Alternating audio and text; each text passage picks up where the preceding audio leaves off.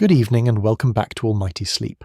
There is a war so old that the men who fought it were already legends by the time anyone wrote them down. A war started, depending on who you ask, by a stolen woman, a divine beauty contest, or the petty jealousy of a goddess who was not invited to a party.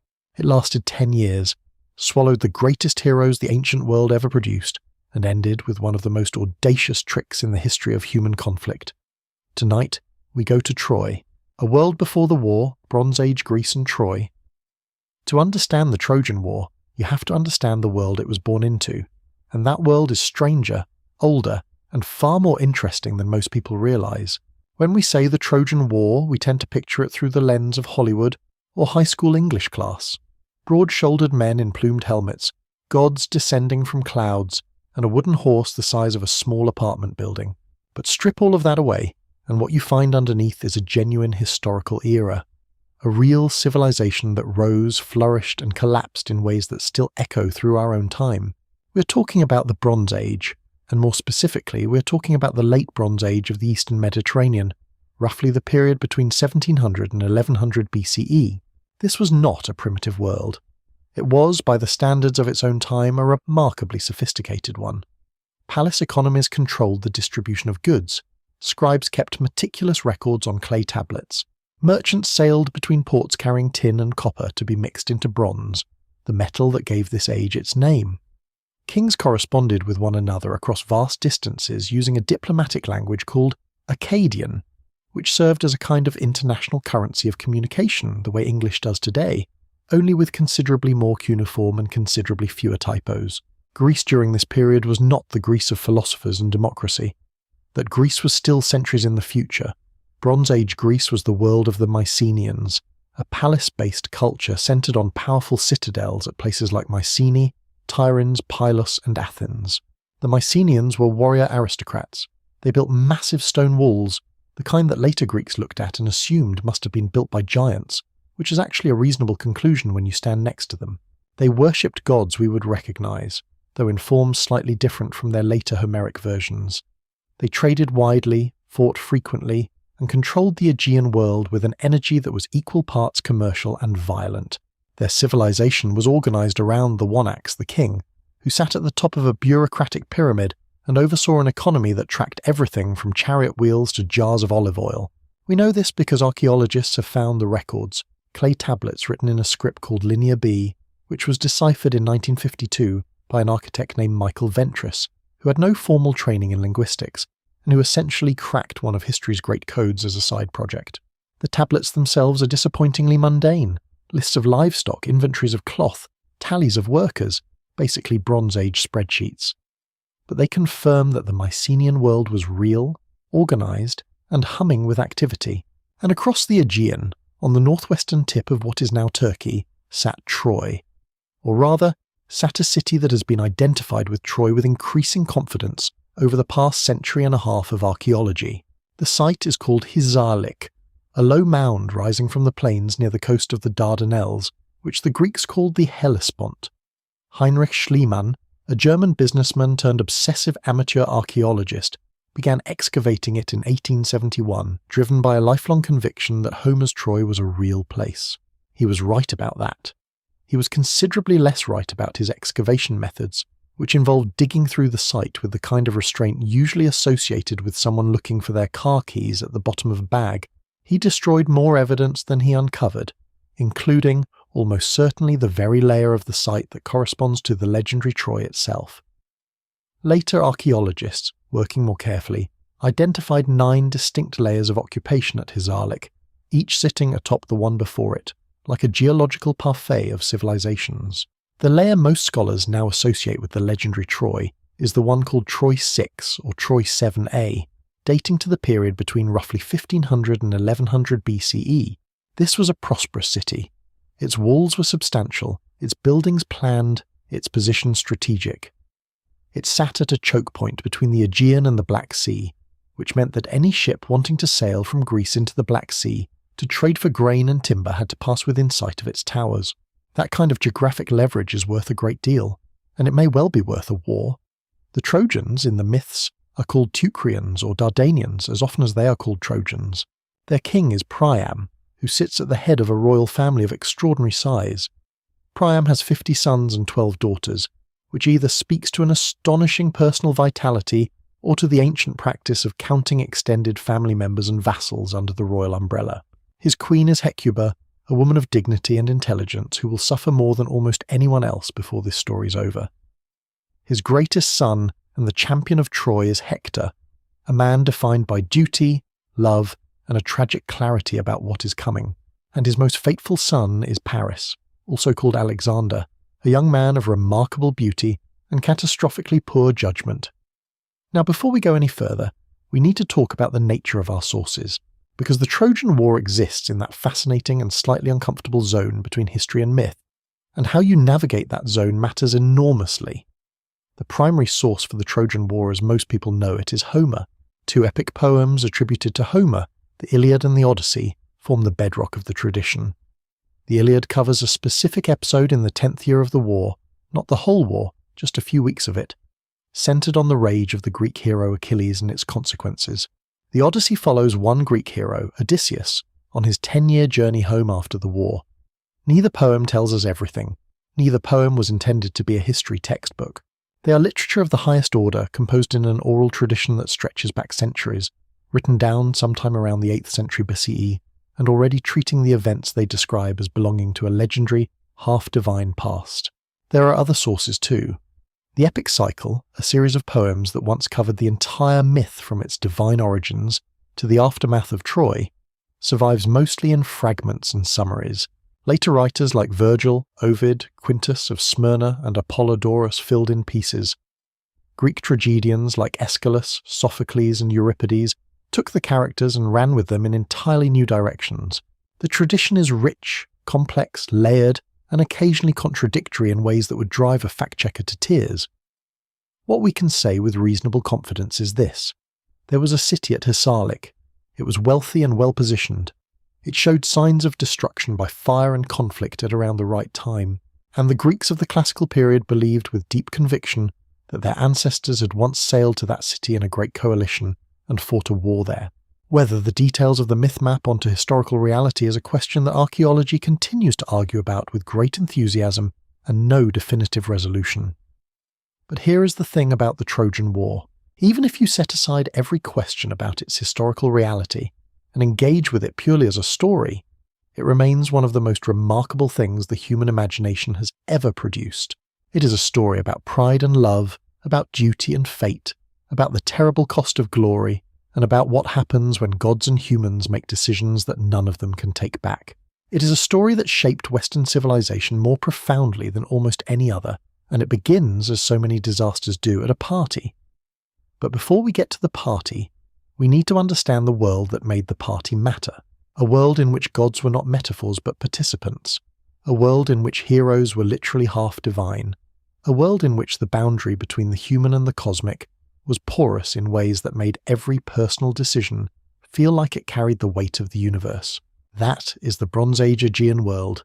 It is the world that produced Troy, and tonight we are going to walk through every stage of its greatest story, from the first divine squabble in heaven all the way to the last fire of a burning city and the long haunted roads home. So settle in. This is going to take a while, and it is absolutely worth it.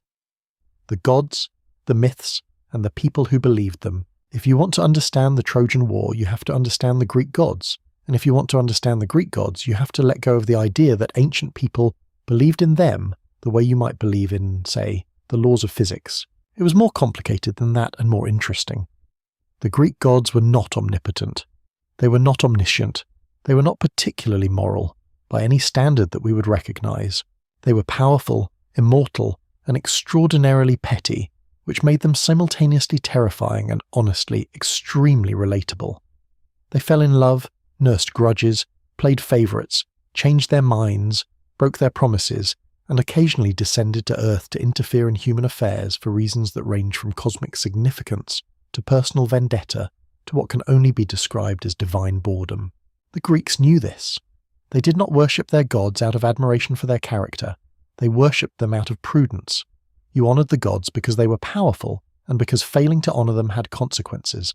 The relationship between Greeks and their gods was less like the relationship between a believer and a benevolent deity, and more like the relationship between a sensible person and a very large, very moody neighbour who happens to control the weather. At the head of the divine household sat Zeus, king of the gods and lord of Olympus. Zeus was powerful, impressively bearded in most artistic representations, and possessed of a personal life that would have kept tabloid journalists busy for centuries. He was married to Hera, goddess of marriage, who responded to his numerous infidelities with a fury that was both understandable and catastrophically far-reaching. Their marriage was, to put it gently, complicated. It is worth noting that a significant percentage of human suffering in Greek mythology can be traced directly to Hera deciding to punish someone Zeus had slept with, or the child of someone Zeus had slept with, or occasionally just someone who happened to be in the vicinity of someone Zeus had slept with. She was not a forgiving woman. Then there was Athena, goddess of wisdom, war strategy, and craft, who sprang fully armed from Zeus's head, which is either a mythological way of describing someone of extraordinary intellectual force or the most dramatic headache in the history of the cosmos. Athena was cerebral, calculating, and fiercely proud. She had a particular fondness for the city of Athens and a particular rivalry with several other deities that would prove relevant to our story. Poseidon was god of the sea, earthquakes, and horses, an unusual portfolio that somehow made perfect sense in the Greek worldview.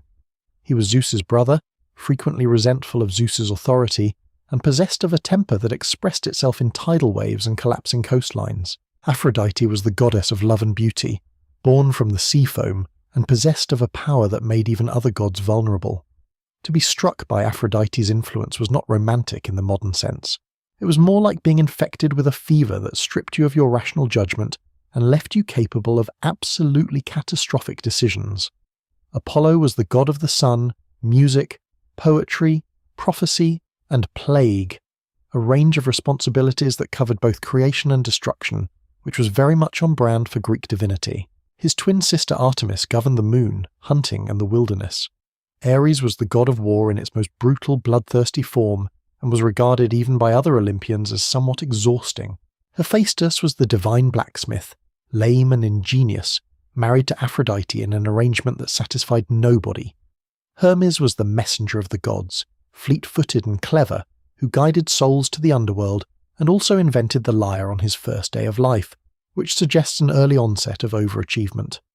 Dionysus governed wine, ecstasy, and theatre, which placed him at the intersection of humanity's best and worst ideas simultaneously. These gods were not distant or abstract. They had homes, they had families, they had preferences about which human cities they favoured, and they had histories with each other that stretched back before the creation of the world. They quarrelled at divine banquets. They made alliances and broke them. They made bets with each other about human behaviour. And they intervened in human affairs constantly, sometimes subtly, and sometimes with the subtlety of a thunderbolt, which in Zeus's case was also literally true. For the Greeks of the Bronze Age, this divine world was simply the background radiation of reality. It was the framework within which human life made sense. When you won a battle, a god had favoured you. When you lost, a god had turned against you. When you made a terrible decision that destroyed everything you loved, there was a reasonable chance that a god had interfered with your judgment. This was not an excuse. It was a description of how the world actually worked, as far as anyone living in it could tell. The heroes occupied a fascinating middle ground between the human and the divine. Many of them were the children of gods and mortals, which gave them extraordinary capabilities, but also made them targets of divine attention in ways that ordinary humans were not. Achilles was the son of the sea nymph Thetis and a mortal king named Peleus. Heracles, the greatest of all Greek heroes, was the son of Zeus himself. This semi-divine status did not make heroes immortal. It made them more intensely alive in ways that both elevated and doomed them. They felt things more fiercely, accomplished things more dramatically, and suffered things more terribly than ordinary people. They existed on the edge of the human and the divine, and that edge was a dangerous place to live. The Trojan War, in mythological terms, was understood as the last great age of heroes. After it was over, the gods withdrew from direct involvement in human affairs, the age of heroes ended, and ordinary human history, messy and unglamorous, took its place. There is something melancholy about this in the Greek imagination. The world that produced the Iliad was already mourning a past it could barely remember, looking back at an age of superhuman figures and feeling the diminishment of the present by comparison. This is important for understanding why the story was told and retold for centuries. The Trojan War was not just entertainment, though it was certainly that. It was a meditation on what it means to be human in a world governed by forces beyond human control. It was a reflection on glory, which the Greeks called kleos, the fame that outlives you.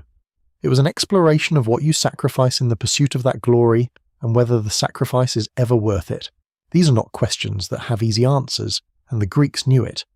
The Iliad does not give you a clean resolution. It gives you grief, complexity, and a profound awareness of how much is lost in the pursuit of greatness. We should also mention, because it will matter enormously, that the gods in the Trojan War were not neutral. They had taken sides before the first spear was thrown, for reasons that were almost entirely personal. Hera and Athena supported the Greeks, Aphrodite supported Troy, Apollo supported Troy some of the time, Poseidon supported the Greeks with notable exceptions. Zeus attempted, not always successfully, to maintain a kind of cosmic impartiality, while also being frequently swayed by the pleading of his various divine relatives. The reason for these alignments traces back to a single event, a single moment of divine vanity and poor decision-making that set the entire catastrophe in motion, and it all started with a goddess who did not receive a party invitation. Some things never change. The apple of discord, how a wedding started a war here, is a thing that is easy to forget about the Trojan War. It did not begin at Troy. It did not begin with ships or spears or the abduction of a queen. It began at a wedding on a mountain, in a moment of divine spite that was small enough to fit in the palm of your hand. Specifically, it fit in an apple. The wedding in question was the marriage of Peleus and Thetis, the same Peleus and Thetis who would become the parents of Achilles. This union was itself the product of divine management. Thetis was a sea nymph of great beauty, and at one point both Zeus and Poseidon had desired her.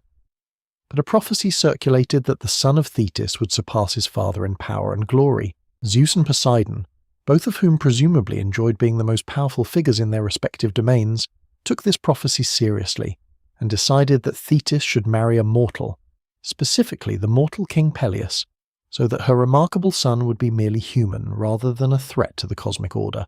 Thetis, it must be said, was not enthusiastic about this arrangement. Being a divine sea nymph married off to a mortal king for the sake of Olympian political calculation was not anyone's idea of a happy ending, but the gods' will prevailed, as it tended to do, and the wedding was arranged. It was, by all accounts, a magnificent occasion. All the gods of Olympus were invited, which was both an honour and a logistical challenge. The wedding took place on Mount Pelion, and the guests included the full roster of divine celebrities. Everyone was there. Almost everyone. The one goddess who was not invited was Eris, the goddess of strife and discord. This is understandable. If you are planning a wedding, and there is a goddess whose entire portfolio is conflict, quarrelling, and the fomentation of trouble, you might reasonably decide that the seating plan is going to be complicated enough without also accommodating the physical embodiment of discord. The problem with this reasoning is that it is exactly the kind of thing that drives the goddess of discord to maximum discord activity. Eris arrived anyway. She arrived uninvited and unannounced, and she brought a gift. The gift was a golden apple, inscribed with a single word, Callisti, for the fairest. She rolled it among the assembled divine guests and departed, presumably feeling quite satisfied with herself. The apple came to rest at the feet of three goddesses, Hera, queen of the gods, Athena, goddess of wisdom, and Aphrodite, goddess of love and beauty. And each of these three goddesses immediately and without any deliberation whatsoever decided that the apple was meant for her specifically. Now you might think that a dispute between three of the most powerful beings in the cosmos could be resolved by simply asking Zeus, who was right there. Zeus, however, was not an idiot. He knew that if he chose one goddess over the other two, he would spend eternity dealing with the consequences from the ones who lost. He also knew that one of the candidates was his wife, which made the situation particularly delicate. So he declined to judge. He was in this moment a supremely rational being who recognized that this particular problem had no good solution for anyone who made a decision. Instead, Zeus assigned the judgment to a mortal, specifically to a young man named Paris, a prince of Troy who was at that time living as a shepherd on the slopes of Mount Ida, outside the walls of the city. Paris had been sent there as an infant for reasons we will get to shortly, but the important thing is that he was there. He was young, and he was about to make the most consequential decision in the history of the ancient world. The three goddesses appeared before him, and each of them, because this is mythology and nothing is ever done the straightforward way, offered him a bribe. Hera offered power. Specifically, she offered Paris dominion over kingdoms, the authority of a great ruler, the kind of political and military might that would make him the most powerful mortal on earth. This is objectively a very good offer. Athena offered wisdom and skill in battle. She promised to make him the greatest warrior who ever lived, unbeatable in combat, renowned for his intellect and strategy. Also, not a bad offer. Aphrodite offered him the most beautiful woman in the world.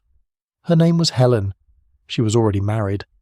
Aphrodite did not consider this a relevant detail. Paris chose Aphrodite.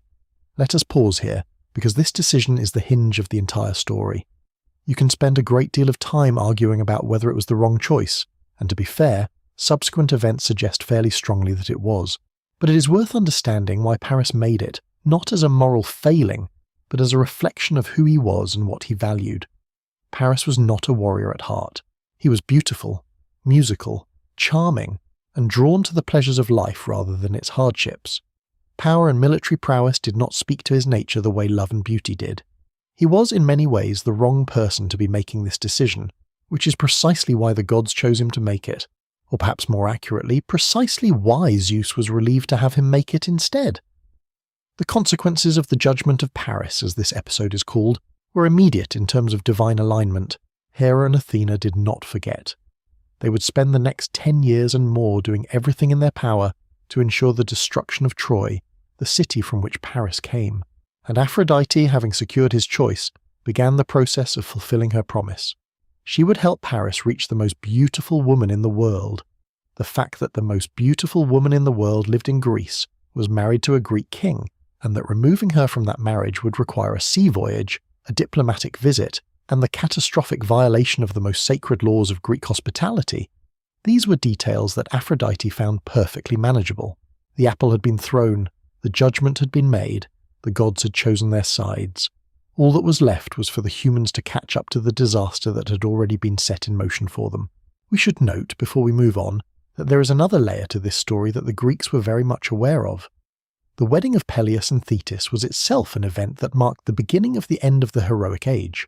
Zeus had arranged this marriage partly to manage the divine order, but there is a tradition in which the entire Trojan War was itself orchestrated by Zeus as a way of reducing the human population on Earth, which had grown so numerous and tumultuous that the burden on the Earth goddess Gaia was becoming unsustainable.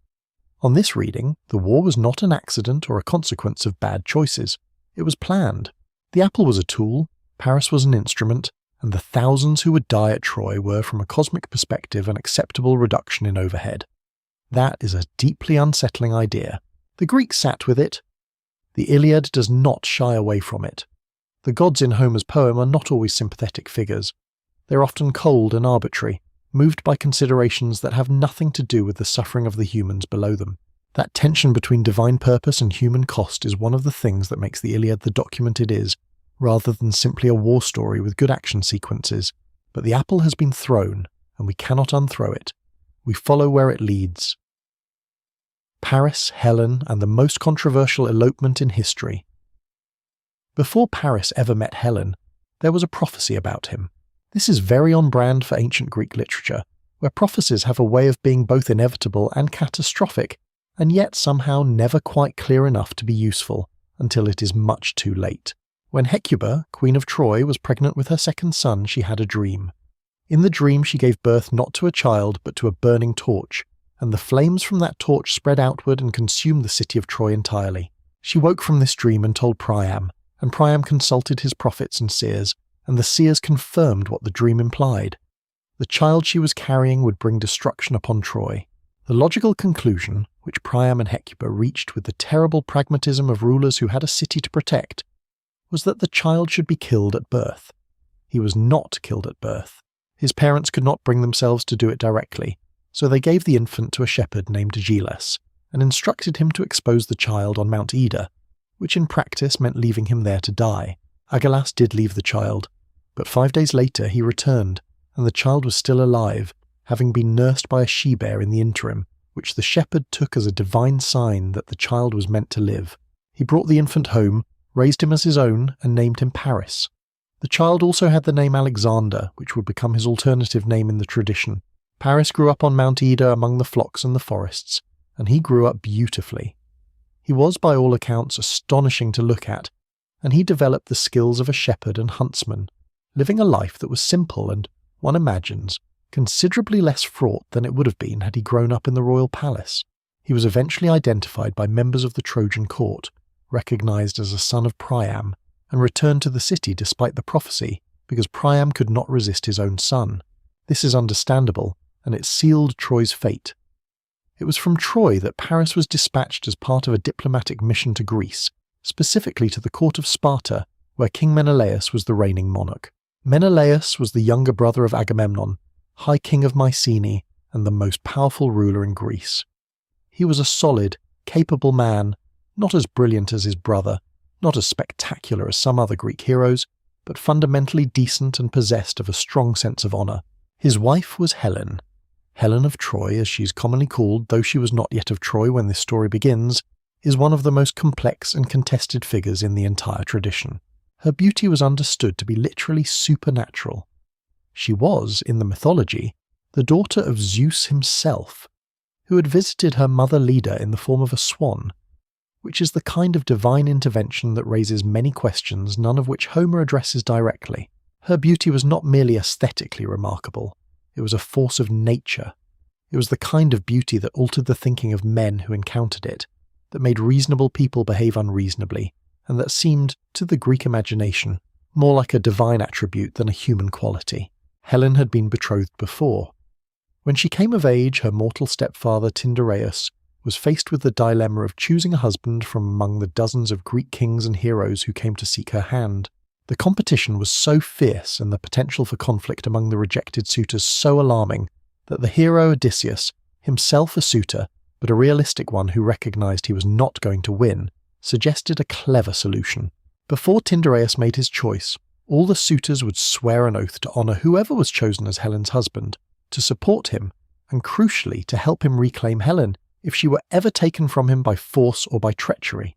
This oath, the oath of Tyndareus, would prove to be one of the mechanisms that made the Trojan War possible, because when the time came, every king who had sworn it was bound by it. Tyndareus chose Menelaus. Helen became his wife, and for a time they lived in Sparta as king and queen, and things were, as far as we can tell, fine, and then Paris arrived. He came as a guest, which in the ancient Greek world was an almost sacred relationship. The institution of xenia, guest friendship, was one of the central pillars of Greek civilization. Zeus himself was the divine protector of guests and hosts. To violate xenia was one of the worst things a person could do. It was not merely bad manners, it was an offence against the divine order, the kind of transgression that invited cosmic punishment. Menelaus received Paris as a guest. He housed him, fed him, entertained him. He showed him the hospitality that the rules of xenia demanded. And then, because the story requires it, Menelaus had to leave. A death in Crete demanded his presence. He left Paris in his home, in his palace, with his wife. What happened next is something the ancient sources debate, because it matters enormously for how we understand Helen and the war that followed. One version says that Paris seduced Helen, using the assistance of Aphrodite to overwhelm her rational judgment, and persuaded her to come away with him. Another version says that Paris simply abducted her, taking her against her will. A third version, developed by the poet Stesichorus and later expanded by Herodotus and Euripides, says that Helen never went to Troy at all, that the gods sent a phantom image of Helen to Troy with Paris while the real Helen spent the entire war in Egypt, patiently waiting for Menelaus to sort things out. This third version is remarkable for many reasons, not least of which is the implication that the entire Trojan War was fought over a woman who was not even there. There is a bleakness to that version that feels entirely consistent with the Greek tragic tradition. For our purposes, we follow the main tradition, which says Helen went to Troy with Paris, whether willingly, under divine compulsion, or by some combination of the two that makes the question of her agency permanently unresolvable. She brought with her a considerable amount of treasure, which later accounts would treat as theft. She left behind her daughter Hermione, which later accounts would treat as the most damning part of the whole affair. Paris and Helen landed at Troy.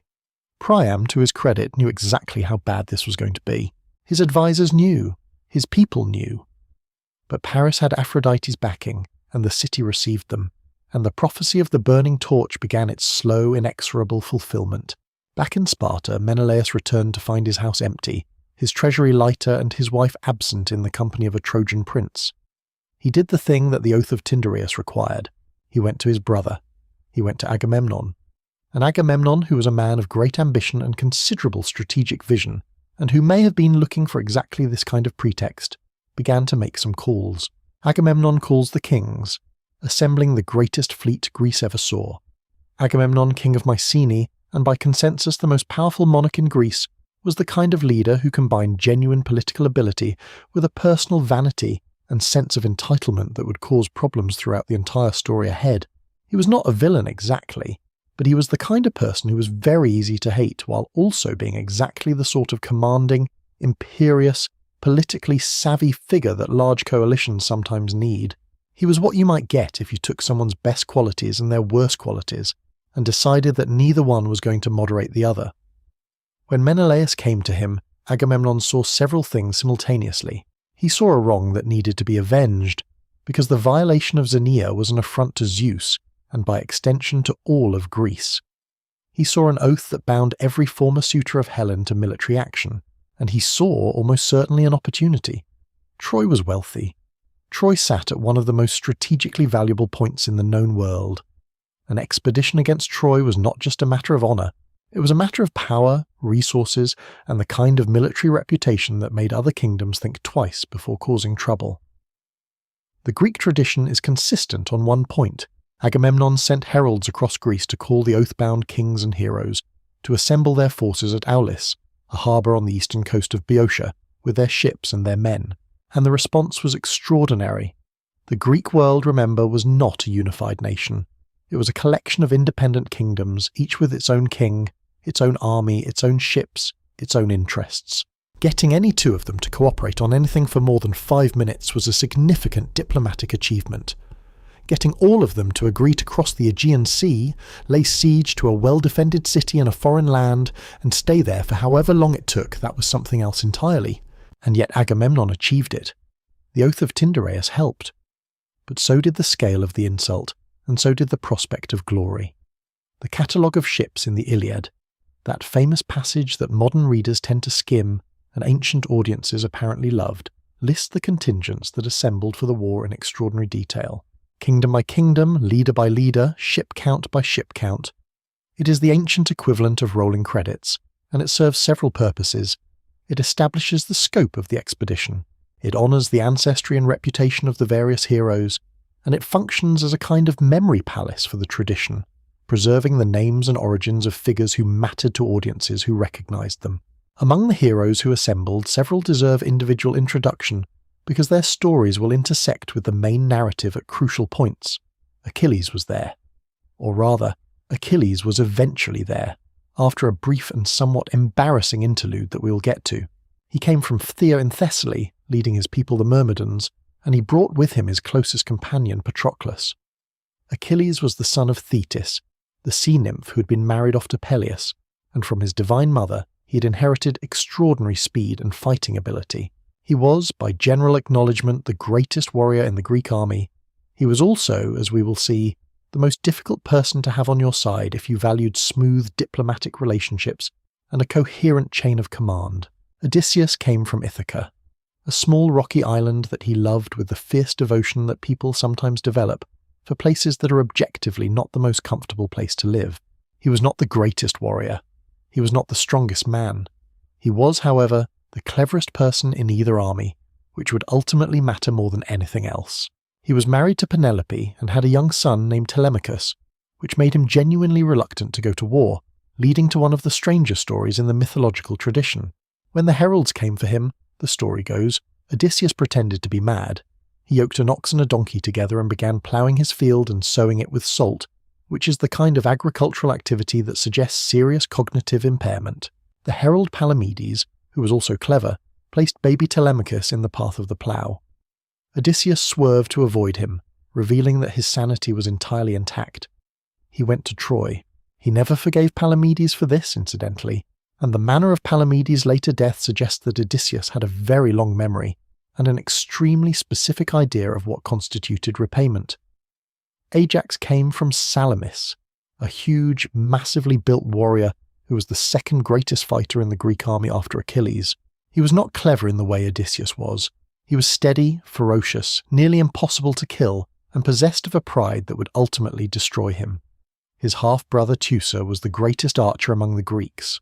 Diomedes came from Argos, young and extraordinarily capable, a warrior who would at one point in the Iliad actually wound two gods in the same battle, which is either the most impressive thing anyone does in the poem or a sign that he was operating at a level of audacity that exceeded normal human limits.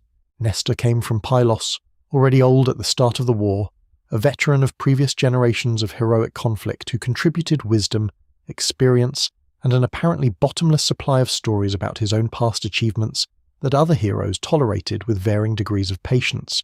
Menelaus was there, of course, his personal stake in the expedition being more immediate than anyone else's.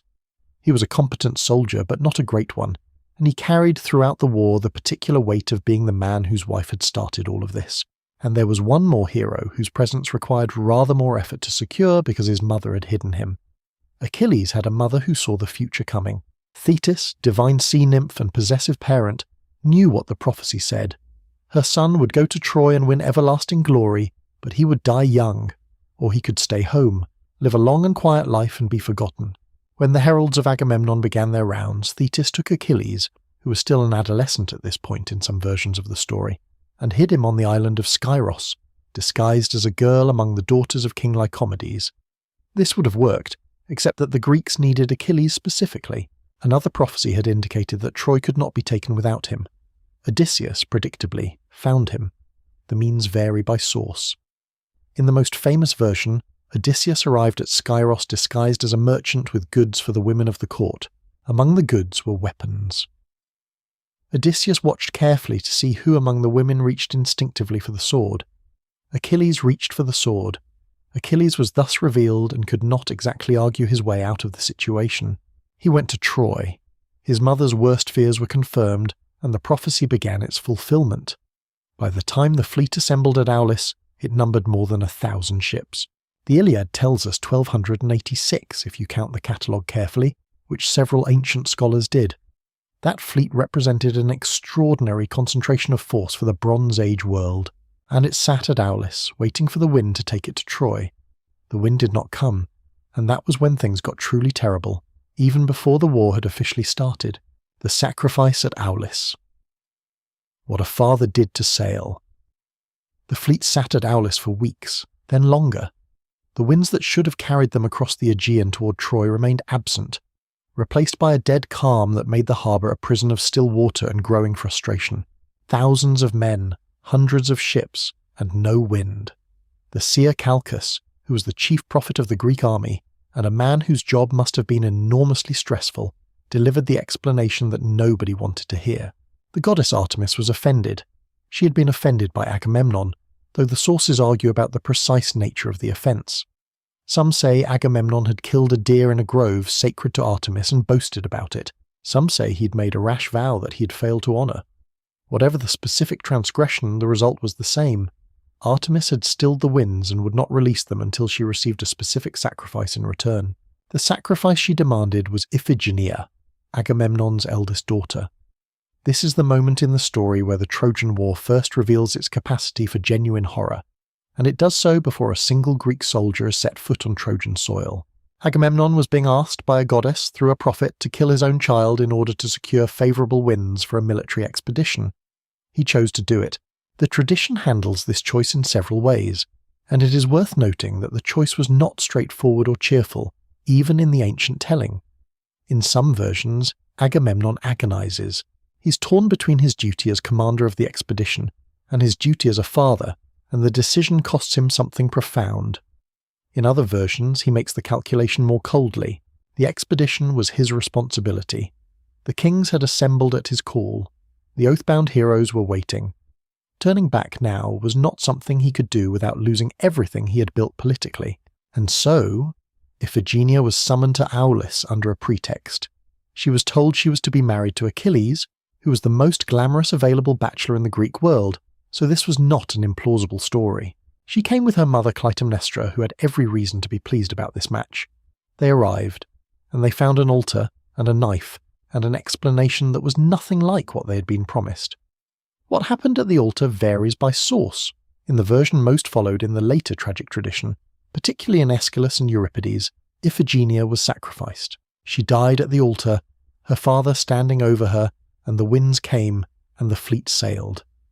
In another version, Artemis relented at the last moment and substituted a deer on the altar, whisking Iphigenia away to become a priestess at a distant temple. Both versions are ancient. Both were believed by different people. The tradition held both possibilities in tension.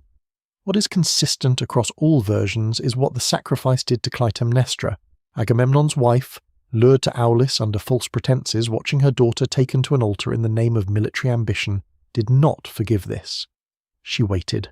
She waited for 10 years, through the entire war, nursing a hatred that was specific and unforgiving and absolutely justified. And when Agamemnon finally returned from Troy, she was waiting for him with consequences that will form one of the great tragic sequences in all of literature. But that is for later. For now, the winds came, the fleet departed Aulis, and the greatest military expedition in the ancient world sailed east toward the coast of Asia Minor, carrying with it the accumulated weight of a divine quarrel, a stolen queen, and a father's sin that would echo across generations. There is a kind of momentum to tragedy, the ancient Greeks understood, where each action creates the conditions for the next disaster, and the whole chain of causation is visible only in retrospect. The sacrifice at Aulis was a link in that chain. It would be paid for. Everything in this story gets paid for eventually. That is the nature of the world the Greeks inhabited, and one of the things that makes their stories so painfully contemporary. Arrival at Troy, the first blood and the prophecy of Achilles. The fleet made landfall on the Trojan coast. After the long-waited Aulis, after everything that had happened before the war had even begun, the moment of arrival must have felt both enormous and terrifying. The Troad, the region around Troy, was visible from the ships. The plains that the Greeks would come to know with exhausting familiarity stretched between the shore and the walls of the city. The Scamander River wound through those plains.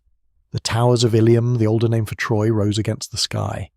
Nobody wanted to be first off the boat. There was a reason for this. Another prophecy.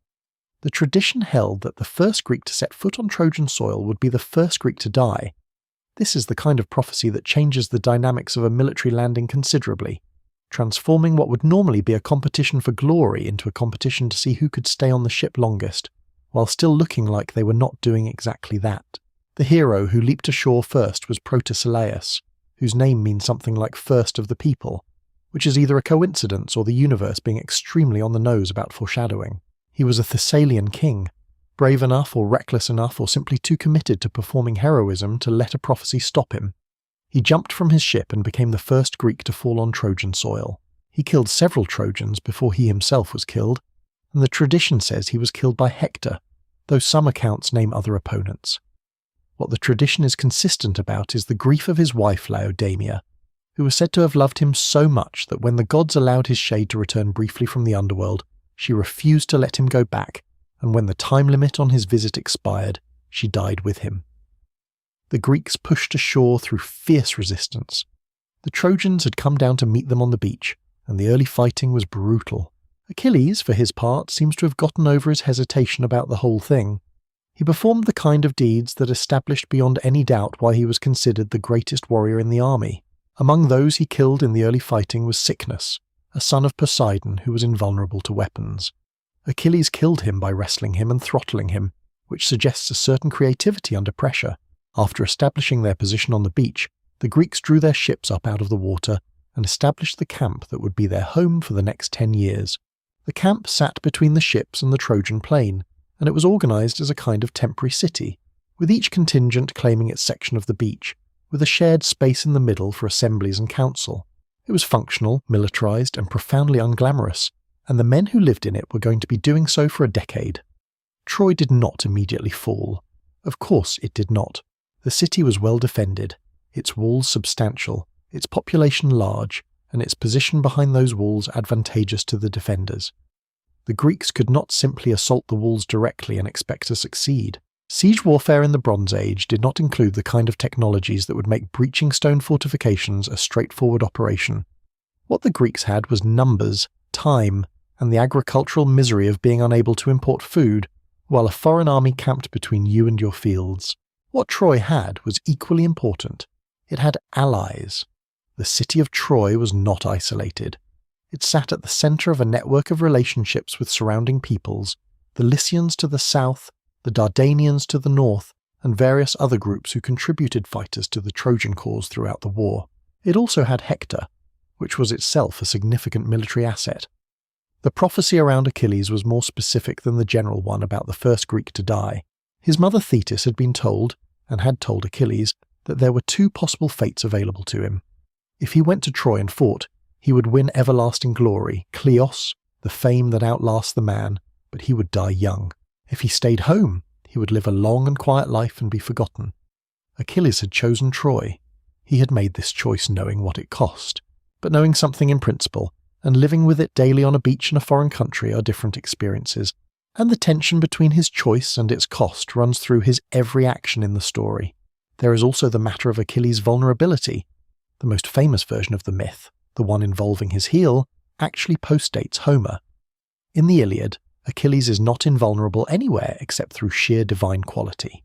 He is the greatest warrior, the fastest runner, the most terrifying presence on the battlefield, but he can be killed by conventional means if a skilled enough opponent catches him right. His heel as the one vulnerable spot comes from later traditions, connected to the story of his mother dipping him in the river Styx as an infant while holding him by that heel. Homer does not mention this. It was grafted onto the tradition later, which says something interesting about how mythology grows and changes over time, always adding detail, always finding ways to make the symbolic more literal. What Homer gives us is something more interesting than a man with one vulnerable spot. He gives us a man who is fully vulnerable, but who fights as if he is not, who has accepted his death as the price of his choices, and who has built his entire identity around the pursuit of excellence in battle. Achilles is terrifying not because he cannot be killed, but because he fights as if he does not care whether he is. The first blood had been drawn, the camp was established. The long stalemate of the war began, 9 years of it, 9 years that the Iliad does not show us directly, but which shaped everything about the 10th year that it does. 9 years of stalemate. The war. Nobody talks about the Trojan War lasted 10 years. The Iliad covers approximately 50 days of that 10th year. 9 years of fighting, raiding, negotiating, dying, and everything else that happens when two civilizations are locked in conflict happened before Homer picks up the story. And those 9 years matter enormously for understanding the state of things when the Iliad begins. The Greeks could not take Troy by direct assault. The city's walls were too strong and the Trojans too capable. The Trojans, for their part, could not drive the Greeks into the sea, though they tried periodically. What developed was a kind of extended armed standoff, interrupted by regular violence, that dragged on across nearly a decade. The Greeks sustained themselves partly through raiding. Unable to grow food in Trojan territory under Trojan fire, they organized expeditions to surrounding regions. Achilles was particularly active in this phase of the war, and it was during these years that he raided and sacked somewhere between 20 and 40 surrounding cities and towns, depending on which ancient source you consult. These raids were organized primarily to acquire supplies, cattle, grain, and other necessities for the Greek camp. But they also produced captives, because enslaved war captives were both economically valuable and, frankly, a normal part of warfare in this world. Two of these captives are particularly important to the story. One was Briseis, a young woman from Lionessus, who had been captured by Achilles and assigned to him as a prize. Another was Chrysis, captured from the island of Chrysae, a city sacred to Apollo. She was assigned to Agamemnon. These two women, and what was done with them, are the direct cause of the conflict that the Iliad is actually about, but we will get to that. The 9 years also saw negotiation. Diplomatic missions were sent between the Greek camp and Troy. In one famous episode, Odysseus and Menelaus went to Troy before the main fighting had truly begun to demand the return of Helen by negotiation. Troy refused, though the tradition says the decision was not unanimous. The elder Trojan Antenor actually hosted Odysseus and Menelaus in his home and treated them with appropriate guest friendship, and he argued in the Trojan assembly for returning Helen and ending the conflict peacefully. His argument did not prevail. Paris refused, and the gods, specifically Aphrodite, made sure he would. Antenor's decency in this episode would be remembered when Troy fell. There were individual combats of great significance during the early and middle years of the war. One of the most significant is the duel proposed by the Trojans in an attempt to settle the conflict without further mass bloodshed. Paris himself, in a moment that either speaks to genuine bravery or to a confidence in his own abilities that was not entirely warranted, proposed a single combat with Menelaus. The loser's side would yield. Helen would go to the winner. The armies agreed. The duel took place on the plain between the armies. It did not resolve the conflict in the way it was supposed to, because Aphrodite intervened. Menelaus was winning, having grabbed Paris by the helmet and begun dragging him toward the Greek lines, when Aphrodite caused the chin strap of Paris's helmet to break, rescued him by wrapping him in a divine mist, and deposited him safely back in his bedroom in Troy. Menelaus was left standing in the middle of the battlefield holding a helmet and missing his opponent, which was both undignified and anticlimactic. The general consensus was that Menelaus had won the duel. This should have been the end of the war by the terms agreed. But a Trojan archer named Pandarus, reportedly inspired by Athena, who very much wanted the war to continue, shot Menelaus with an arrow, wounding him superficially, and the fighting resumed. This episode tells you a great deal about the nature of this war. It was a conflict that had moved beyond the capacity of human decision to end. The gods were keeping it going. Any time a resolution presented itself, divine intervention ensured the resolution failed. The humans on both sides were not entirely in control of their own story. The 9 years saw the deaths of significant figures on both sides, though the tradition is not entirely systematic about when specific deaths occurred. Ajax, the enormous Salaminian hero, proved himself repeatedly as one of the few Greeks who could fight effectively against Hector. Diomedes had his remarkable episode of wounding gods on the battlefield, which we will return to in discussing divine involvement. Palamedes, the clever herald who had exposed Odysseus's false madness, was falsely accused of treason by Odysseus, who had apparently decided that cleverness in others was a liability, and was stoned to death by the Greek army. This is one of the darker episodes in the Greek camp's internal history, and it says something uncomfortable about how Odysseus operated. The Trojans maintained their position, their walls held, their allies continued to supply men and resources. Hector commanded the defence with a skill and a steadiness that the Greeks acknowledged even as they opposed him. Inside the city, life went on with the strange normalcy that populations develop when they have been at war long enough that war becomes simply the context rather than the interruption. Children were born in Troy during those 9 years. People married, conducted business, argued about politics. The war was always there, always audible, occasionally breaking through the walls in the form of raiding parties or specific battles on the plain, but the city of Troy was still functioning, still alive.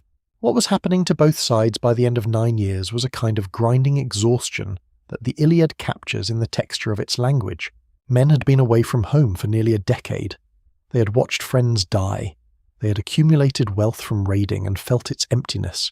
They wanted to go home, and they could not, because the war that none of them had entirely chosen and none of them entirely controlled was not finished. The Iliad begins in the 10th year. It begins with a quarrel between Agamemnon and Achilles. It begins with a plague. It begins with the wrath of Apollo. And it begins with Achilles losing his temper in a way that will cost the Greeks more than anything the Trojans have done in 9 years. The rage of Achilles, the Iliad, begins. The Iliad opens with one of the most famous lines in the history of literature. Sing, goddess, the rage of Peleus' son Achilles. That word, rage or wrath in Greek, is menos, or, more specifically, the word Homer uses is menis, a word that appears very rarely in Greek literature and that carries a weight beyond ordinary anger. Menis is a divine-level fury. It is the kind of anger that belongs to gods, not to men, which is immediately telling about what kind of person Achilles is and what kind of story this is.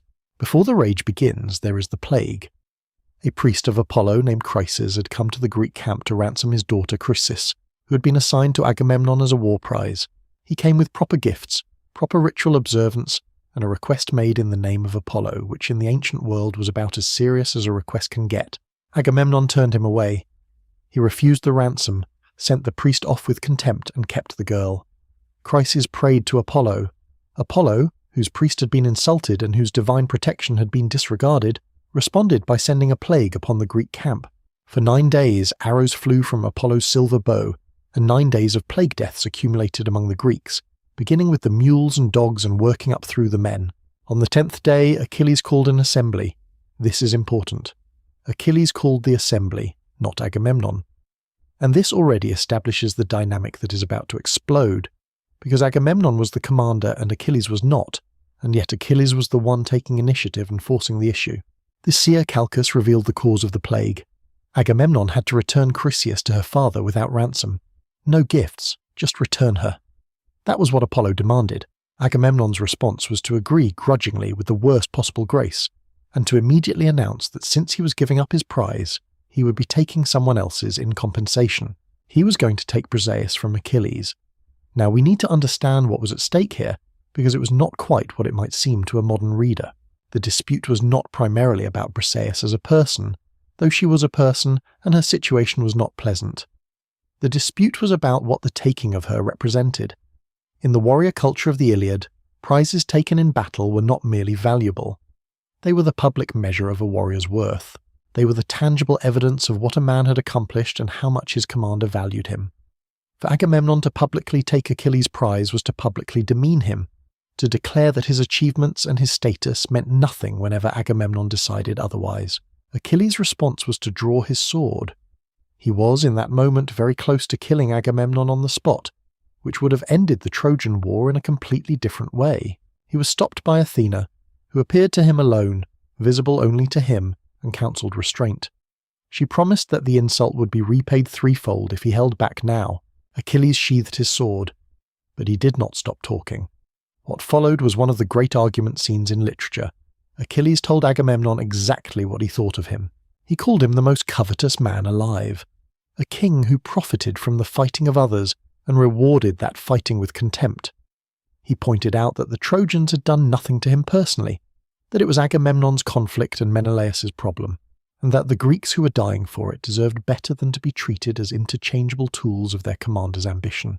Every word of this was accurate, and Agamemnon, who was not going to back down from anyone in front of the entire assembled army, confirmed the worst of what Achilles had said by immediately sending heralds to take Briseis. Achilles let them take her. He sat on the beach and wept, which in the heroic tradition is not a sign of weakness but of the depth of his grief and his sense of violation. He called his mother Thetis, and she came up from the sea to sit beside him in the manner of a divine parent who knows that her child is hurting and also knows exactly how this ends. He told her what had happened, and he asked her to do something specific. He asked her to go to Zeus, to call in a favour that Zeus owed Thetis from an old episode of divine loyalty, and to ask Zeus to help the Trojans win for a while, long enough that the Greeks would feel his absence, long enough that they would beg for him back, long enough that Agamemnon would understand what he had thrown away. Thetis did as her son asked. She went to Zeus, reminded him of the debt, and made the request. Zeus agreed with some reluctance because Hera was not going to like this, which was accurate.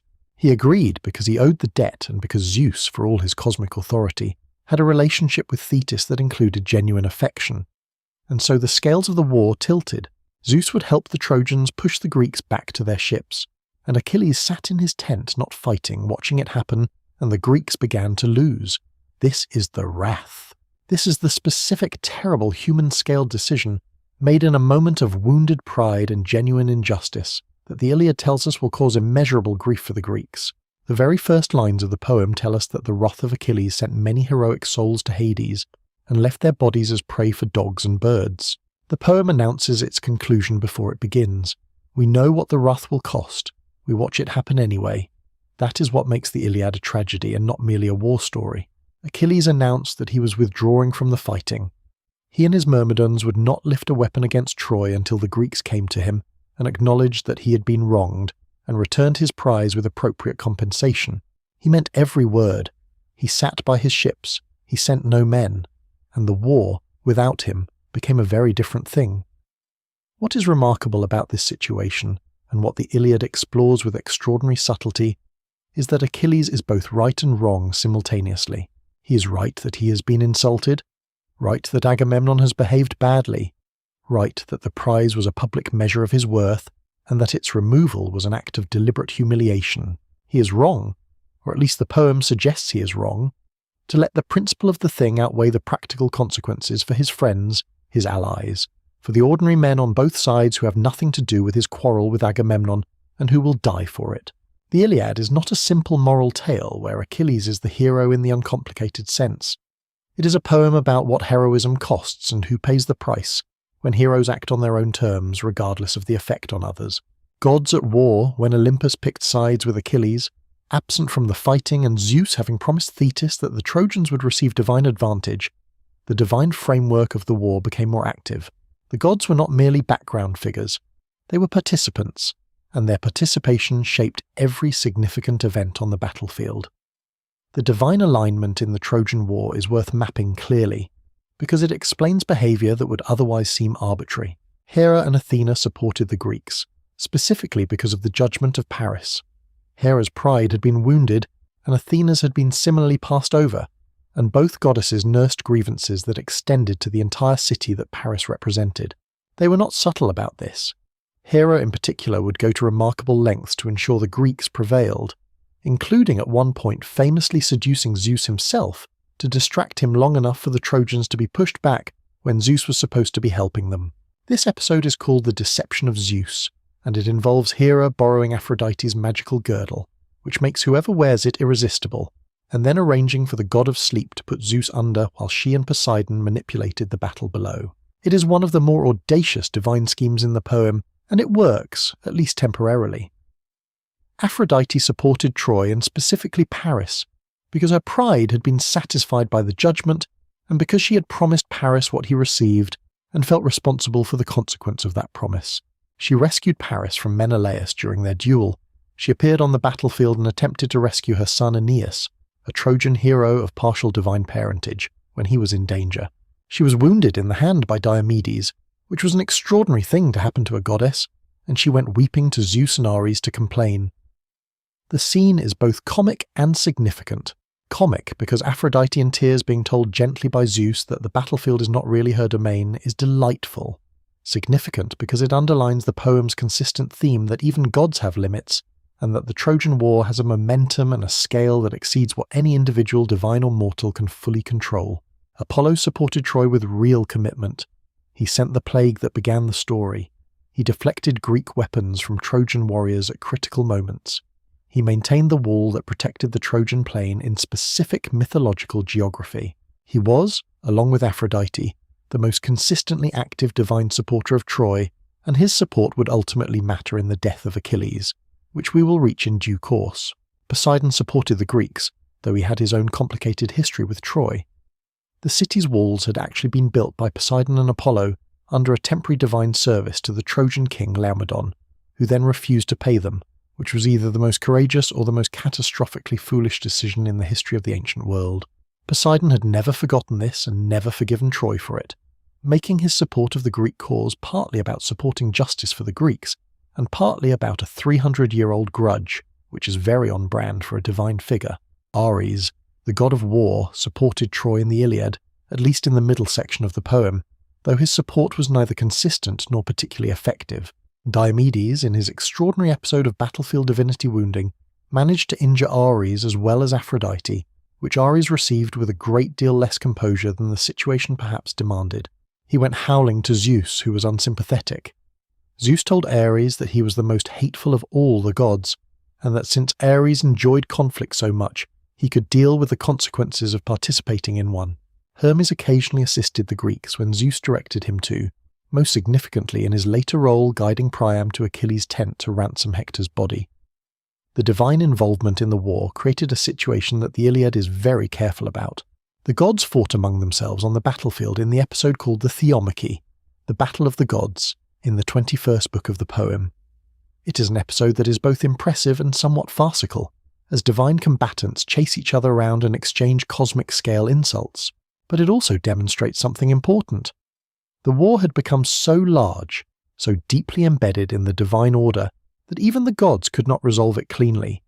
It had to work itself out through human suffering. Zeus himself remained above the immediate fray for much of the poem, watching from Olympus with the detachment of someone who knows how the story ends and whose task is to ensure it ends in the right way, which in his cosmological understanding meant the way that was fated, regardless of which individuals had to die to make that happen. This is the most disturbing aspect of the Iliadic divine framework. Zeus watches men die and does not prevent it, because their deaths are part of the proper unfolding of fate. At one point he holds up the golden scales of destiny to measure the fates of Achilles and Hector, as if the contest were a transaction being audited. The scale tips. He knows the result. He allows it. This divine framework is not incidental to the poem. It is structural. The Iliad is asking its audience to think about the relationship between fate and choice, between divine will and human agency, in a world where both are real and where neither fully cancels out the other. The gods can influence events. They cannot change what is fated, and humans make choices that are genuinely their own, even when those choices are also part of a pattern they cannot see. It is a sophisticated theological position, delivered through a poem about spear fights, and it is one of the reasons the Iliad has remained relevant for nearly 3,000 years. Hector and Achilles. Two men who defined the war. You cannot tell the story of the Trojan War without telling the story of Hector, and you cannot understand Hector without understanding that he is, in many ways, the most fully human figure in the Iliad, which is remarkable given that he is on the losing side. Hector was the eldest son of Priam and Hecuba, the prince of Troy, and the commander of its forces. He was not a character defined primarily by supernatural abilities or divine parentage, though he received divine help at various points. He was defined by duty, by the weight of what he owed to his city, his family, and his people. He knew, with a clarity that the poem repeatedly emphasizes, that Troy was going to fall. He did not deceive himself about this. The war was lost, ultimately. The best he could do was delay it and honor what it meant to fight for the things you loved. His scene in the 6th book of the Iliad, in which he returns briefly to the city from the battlefield and encounters his wife Andromache and their infant son Astyanax at the Scaean Gate, is one of the most beautiful and heartbreaking passages in ancient literature. Andromache begs him not to go back out.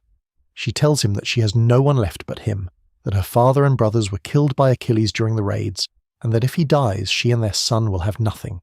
She's not asking him to be a coward. She's asking him to understand that he is her entire world. Hector understands.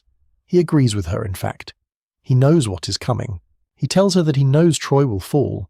He tells her that he grieves for Hecuba and Priam and his brothers, but that his grief for her is greatest, because he can already see her future if the Greeks prevail, carrying water for some Greek mistress, enduring slavery. He knows it is coming, and he puts his helmet back on anyway because the alternative is something he cannot live with, because the men of Troy fight better when they see him fighting, because his duty to the city does not disappear just because the cause is losing. Then he reaches for his baby son to hold him, and the baby screams in terror at the plume on his father's helmet. Hector takes the helmet off and laughs, and Andromache laughs through her tears, and he kisses the child and prays for him, the only prayer a man in his position can make, that his son will grow up and be greater than his father. He gives the child back to Andromache. He puts the helmet back on. He goes back to the war. It is one of the most perfect scenes in the Iliad, and it works because Hector is not performing nobility or demonstrating heroism for an audience. He is simply being a person who loves his family and his city, and cannot abandon either of them, even knowing that he will die, and they will suffer. That is what duty looks like when it is not easy. The Greeks did not invent duty, but they understood it with a depth that this scene demonstrates. Achilles, from the other side, is defined by something quite different. He's defined by excellence in a purer, harsher sense. Achilles' central value is his sense of his own worth, his arete, his excellence as a warrior, and the recognition of that excellence by others. The conflict with Agamemnon was so devastating to him, not because Briseis was irreplaceable, but because the removal of his prize was a public statement that his excellence was subject to Agamemnon's authority, that his achievement could be undone by a commander's decision. This violated something fundamental in his self-understanding. There is a famous passage in the 9th book of the Iliad where Agamemnon, recognizing that the war is going badly without Achilles, sends an embassy to offer compensation and ask him to come back. The embassy consists of Odysseus, Ajax, and Phoenix, Achilles' old tutor, 3 men who represent different kinds of appeal. Odysseus offers the logical, strategic argument. Ajax appeals to solidarity and the warrior code. Phoenix appeals to personal loyalty and old affection. Achilles refuses them all. His refusal is extraordinary. He is offered enormous gifts. He's offered Briseis back. He's offered multiple cities, multiple women, the hand of Agamemnon's own daughter. He refuses because the gifts, however generous, cannot restore what was actually taken from him. Agamemnon does not understand what he did. He thinks it was about value, about compensation that can be quantified in prizes and cities. Achilles understands that it was about recognition, about being treated as a person of the highest worth rather than an instrument of someone else's ambition, and you cannot compensate for that with cattle. It is a position that the poem both validates and complicates. Achilles is right that the insult was profound. He is right that Agamemnon does not truly understand what he did wrong. He is also, the poem shows us through the consequences of his refusal, enacting a principle so absolute that it becomes its own kind of violence. Men are dying while Achilles sits with his principle. The principle is defensible. The cost is enormous. What makes Achilles fascinating is that he knows this. He's not deceiving himself about the consequences of his choice. He's making a choice that carries those consequences knowingly. Because the alternative, returning to fight under terms that acknowledge Agamemnon's authority to demean him, is something his nature will not permit. He is the most honest character in the Iliad, in a way. He says what he means. He doesn't pretend his motivations are other than they are. He is simply a person for whom certain principles are absolute, and that absoluteness is both his greatness and his catastrophic limitation. The dynamic between these two men, one defined by duty and love for what he will lose, one defined by excellence and rage at its violation, is what gives the Trojan War its emotional architecture. They have not yet met on the battlefield when the Iliad's main action begins. Their meeting is coming, and when it comes, it will define the poem. The death of Patroclus. The moment. Everything changed without Achilles. The Greeks suffered. Zeus had promised Thetis that the Greeks would feel his absence, and they did. Battle by battle, day by day, the Trojans pushed them back. The great heroes of the Greek army, Ajax, Diomedes, Odysseus, Agamemnon himself, were wounded. The Greek wounded list in the Iliad at this stage is so extensive it reads like a hospital casualty report. The Trojans drove the Greeks from the plain, pushed them back to their camp, pushed them back to the very ships they had landed on.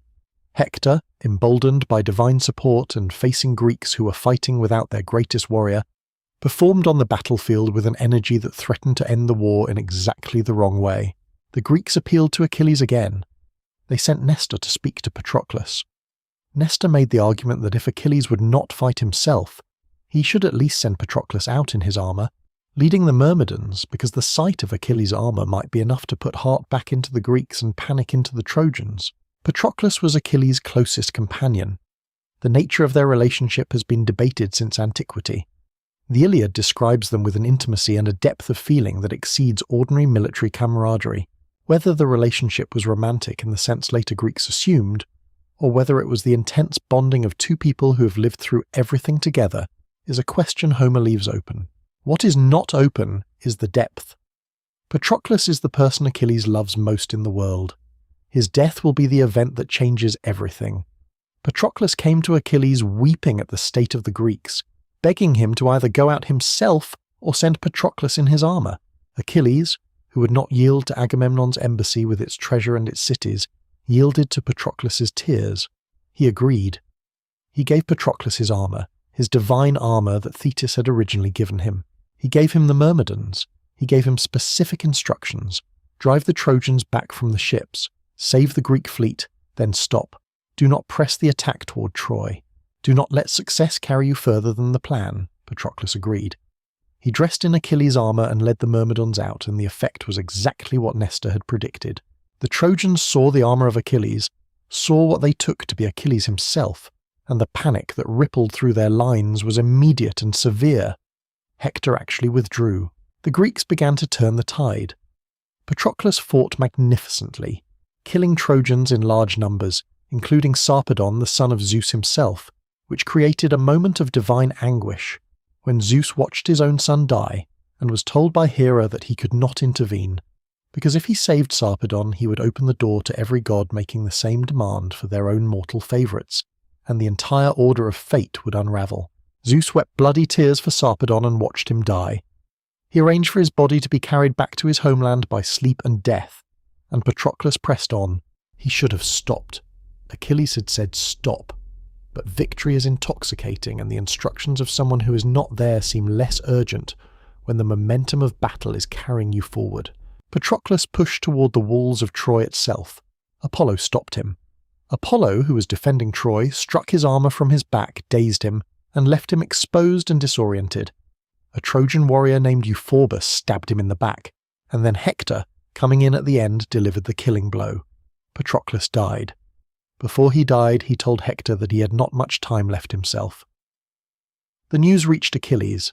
How do you describe what happens to someone when they receive news of that kind? The Iliad does not explain it or analyze it. It shows it. Achilles fell to the ground. He poured dust and ash over his head. He tore at his hair.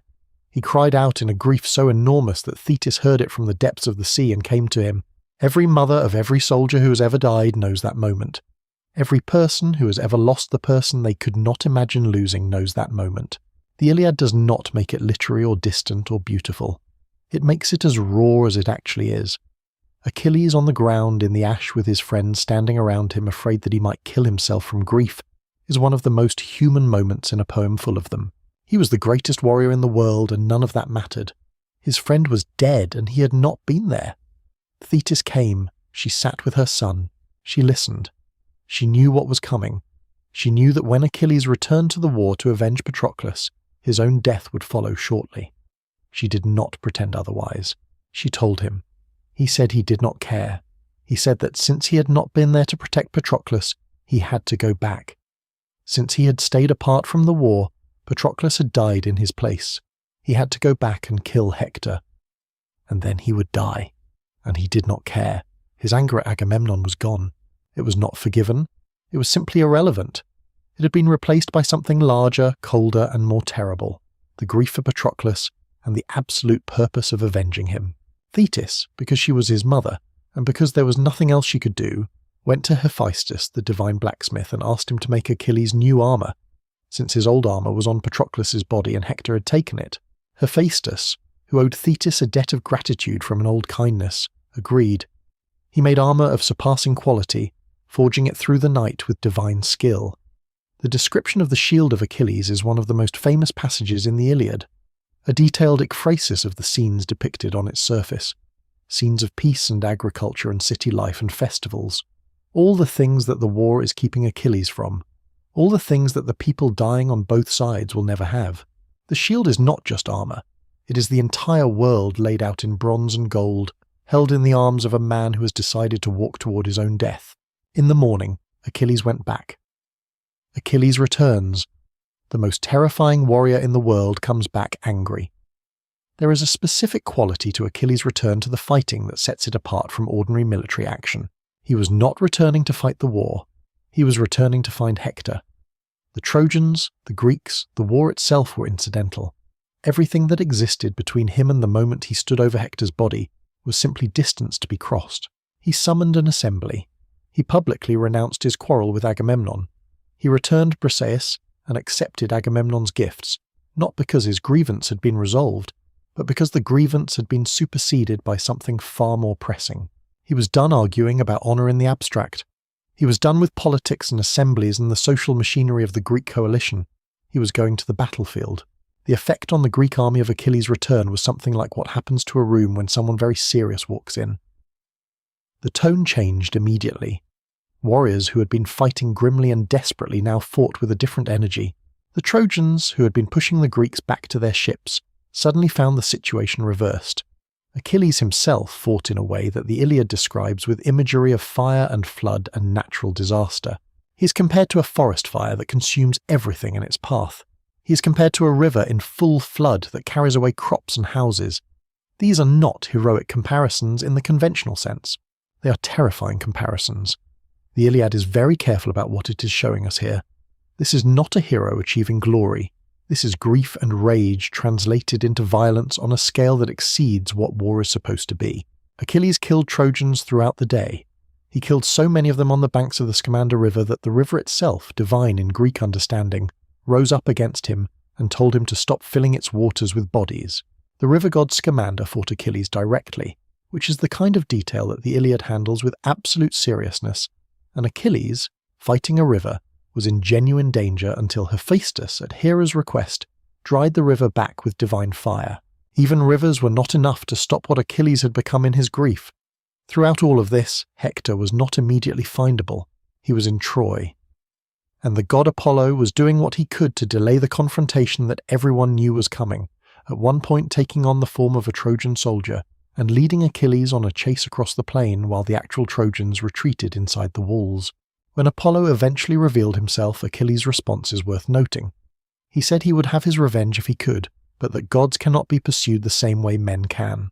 He turned back to the city. Priam watched from the walls. He watched Achilles driving Trojans before him, and he knew what it meant. He knew Hector was going to come out to face him. He called down from the walls, begging Hector not to fight. He described what would happen to Troy, to Hecuba, to himself, if Achilles killed Hector. He was an old man watching his city's last hope about to disappear. Hecuba also called down, a mother begging her son, "Do not go out there, come inside, don't fight him." She did not prevail. Hector stood at the Scaean gate and waited, and then, when Achilles came near, Hector ran. This is another of those moments in the Iliad that is uncomfortable and important. Hector, who has been characterized throughout the poem as the bravest and most capable defender of Troy, who has stood his ground against the greatest Greek warriors, who has faced circumstances that broke other men, Hector looked at Achilles coming toward him in his divine armor with the specific energy of grief become violence, and he ran. 3 times they ran around the walls of Troy, Achilles chasing, Hector fleeing. While the armies watched from both sides, the gods watched too. Zeus held up his golden scales again. The fate of Achilles went one way, the fate of Hector went the other. The scales told him what he already knew. Athena deceived Hector. She appeared to him in the form of his brother Deiphobus, promising to stand beside him in the fight. She gave him hope of aid that was not actually coming. And Hector turned and faced Achilles. Their conversation before the fight is brief and remarkable. Hector asked for a compact between them, that whichever of them won would return the other's body to their people for proper burial, because burial mattered enormously to the Greeks and to the Trojans, because without burial a soul wandered, unable to cross into the realm of the dead properly. Achilles refused. He said there were no agreements between lions and men, no oaths between wolves and lambs. He said he would not accept that kind of compact with Hector. For what had been done to Patroclus, the only thing he wanted was Hector's life. They fought. Hector threw his spear and it struck Achilles' divine shield and bounced off. He turned to Deiphobus for another spear and found no one there. He understood then what had happened. The gods had deceived him. He had been led here to die. He said so, out loud, with clarity. This was his fate. He said that at least he would not die without a fight, that he would do something worth telling. He drew his sword and charged. Achilles drove his spear into Hector's throat. The death of Hector, Troy's greatest champion, falls. Hector fell. He spoke as he was dying. He asked Achilles, for the last time, to return his body so that his parents, his wife, his people could give him burial. He told Achilles that Apollo and Paris would repay what was owed. He died. What Achilles did next was wrong. The poem knows it is wrong. It does not excuse it or soften it or pretend it is anything other than what it is. He lashed Hector's body to the back of his chariot by the heels and dragged it around the walls of Troy while the Trojans on the walls watched. He dragged it back to the Greek camp. And then, for 12 days, he dragged it around the tomb of Patroclus every morning at dawn, an act of desecration that had gone beyond grief into something the poem treats as a violation of the human order. The gods, watching, were disturbed. Even Achilles' supporters among the Olympians found this excessive.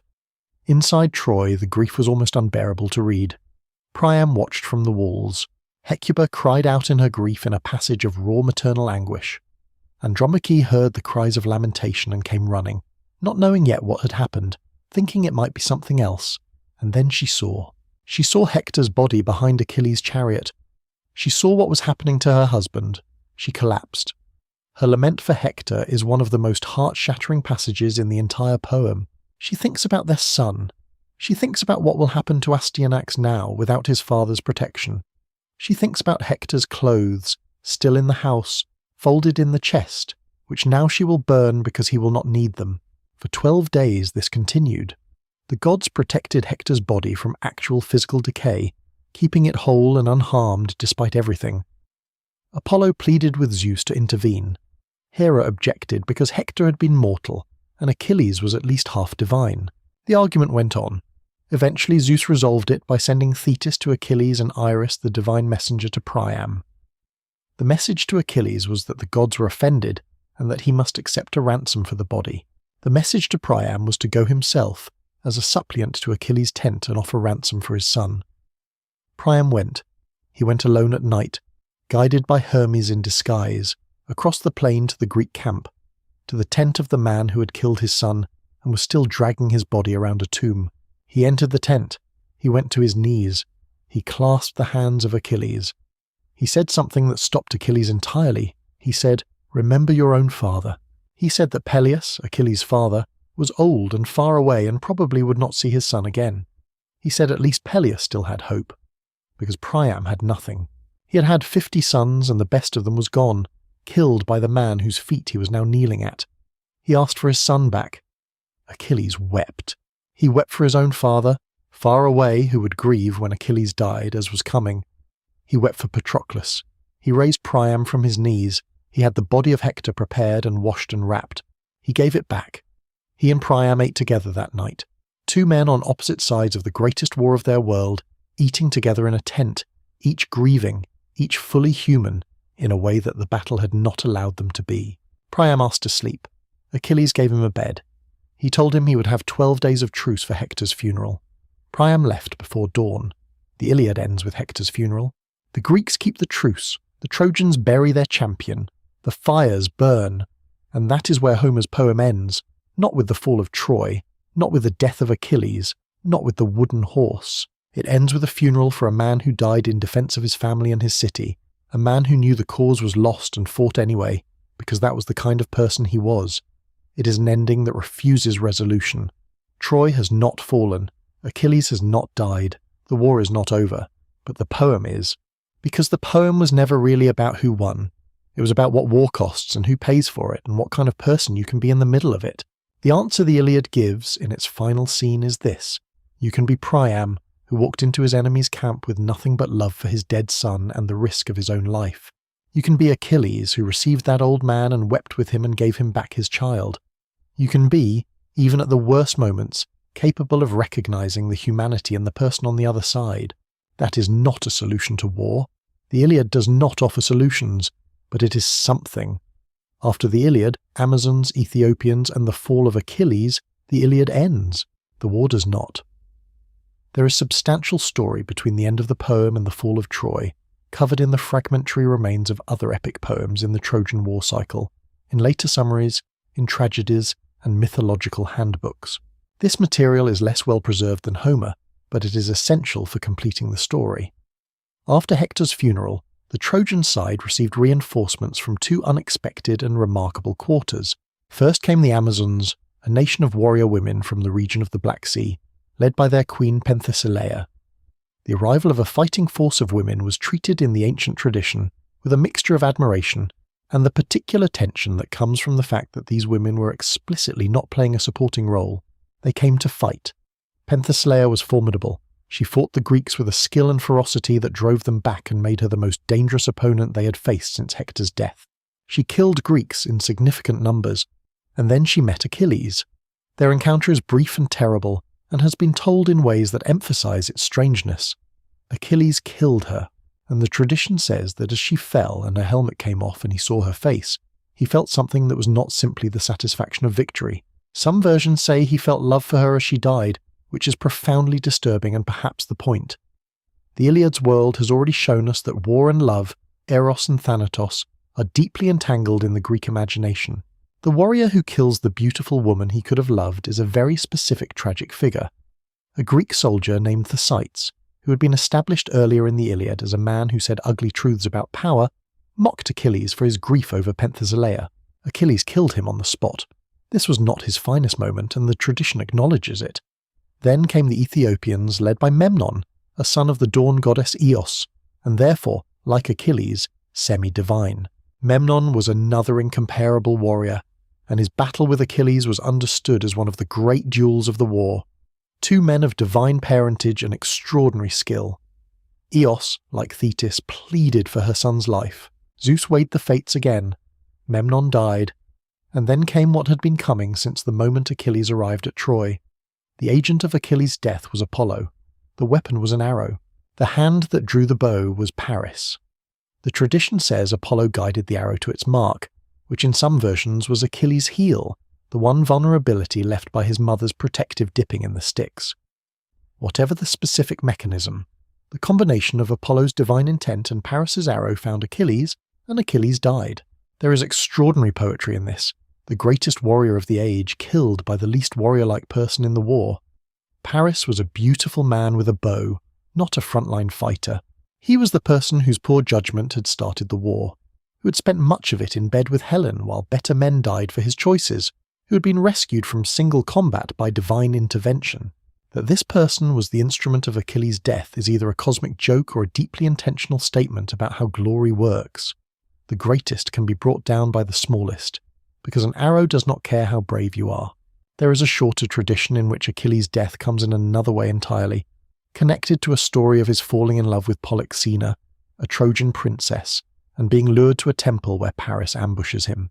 This version casts the entire situation in a different light, Achilles dying not in battle but in a private moment, his warrior identity temporarily suspended. However it happened, he died. The swift-footed man who had been told he would die young died young. The Greek army lost its greatest warrior and came close to losing cohesion entirely.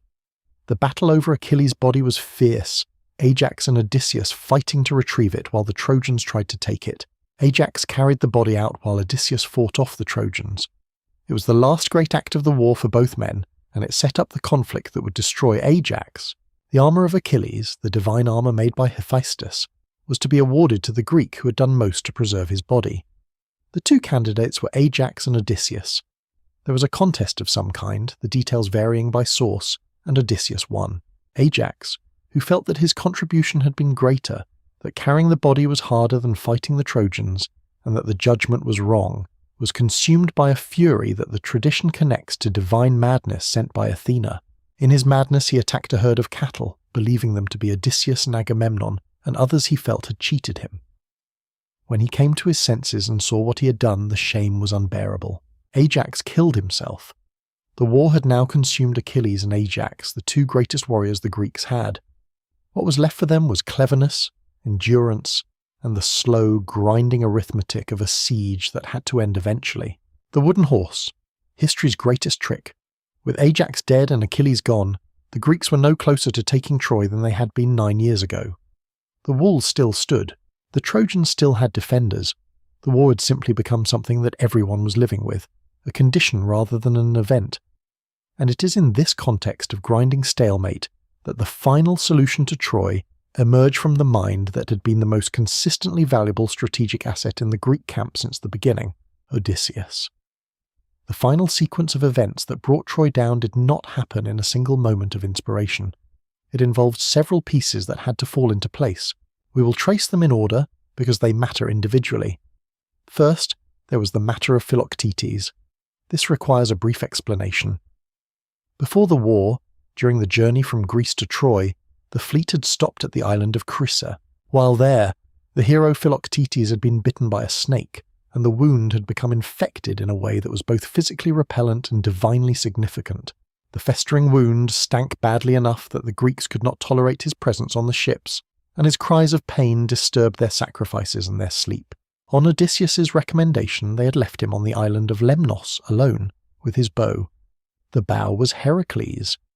Philoctetes had inherited the great bow of Heracles in return for lighting the hero's funeral pyre when he could not die and no one else would help him. The bow was not merely an excellent weapon.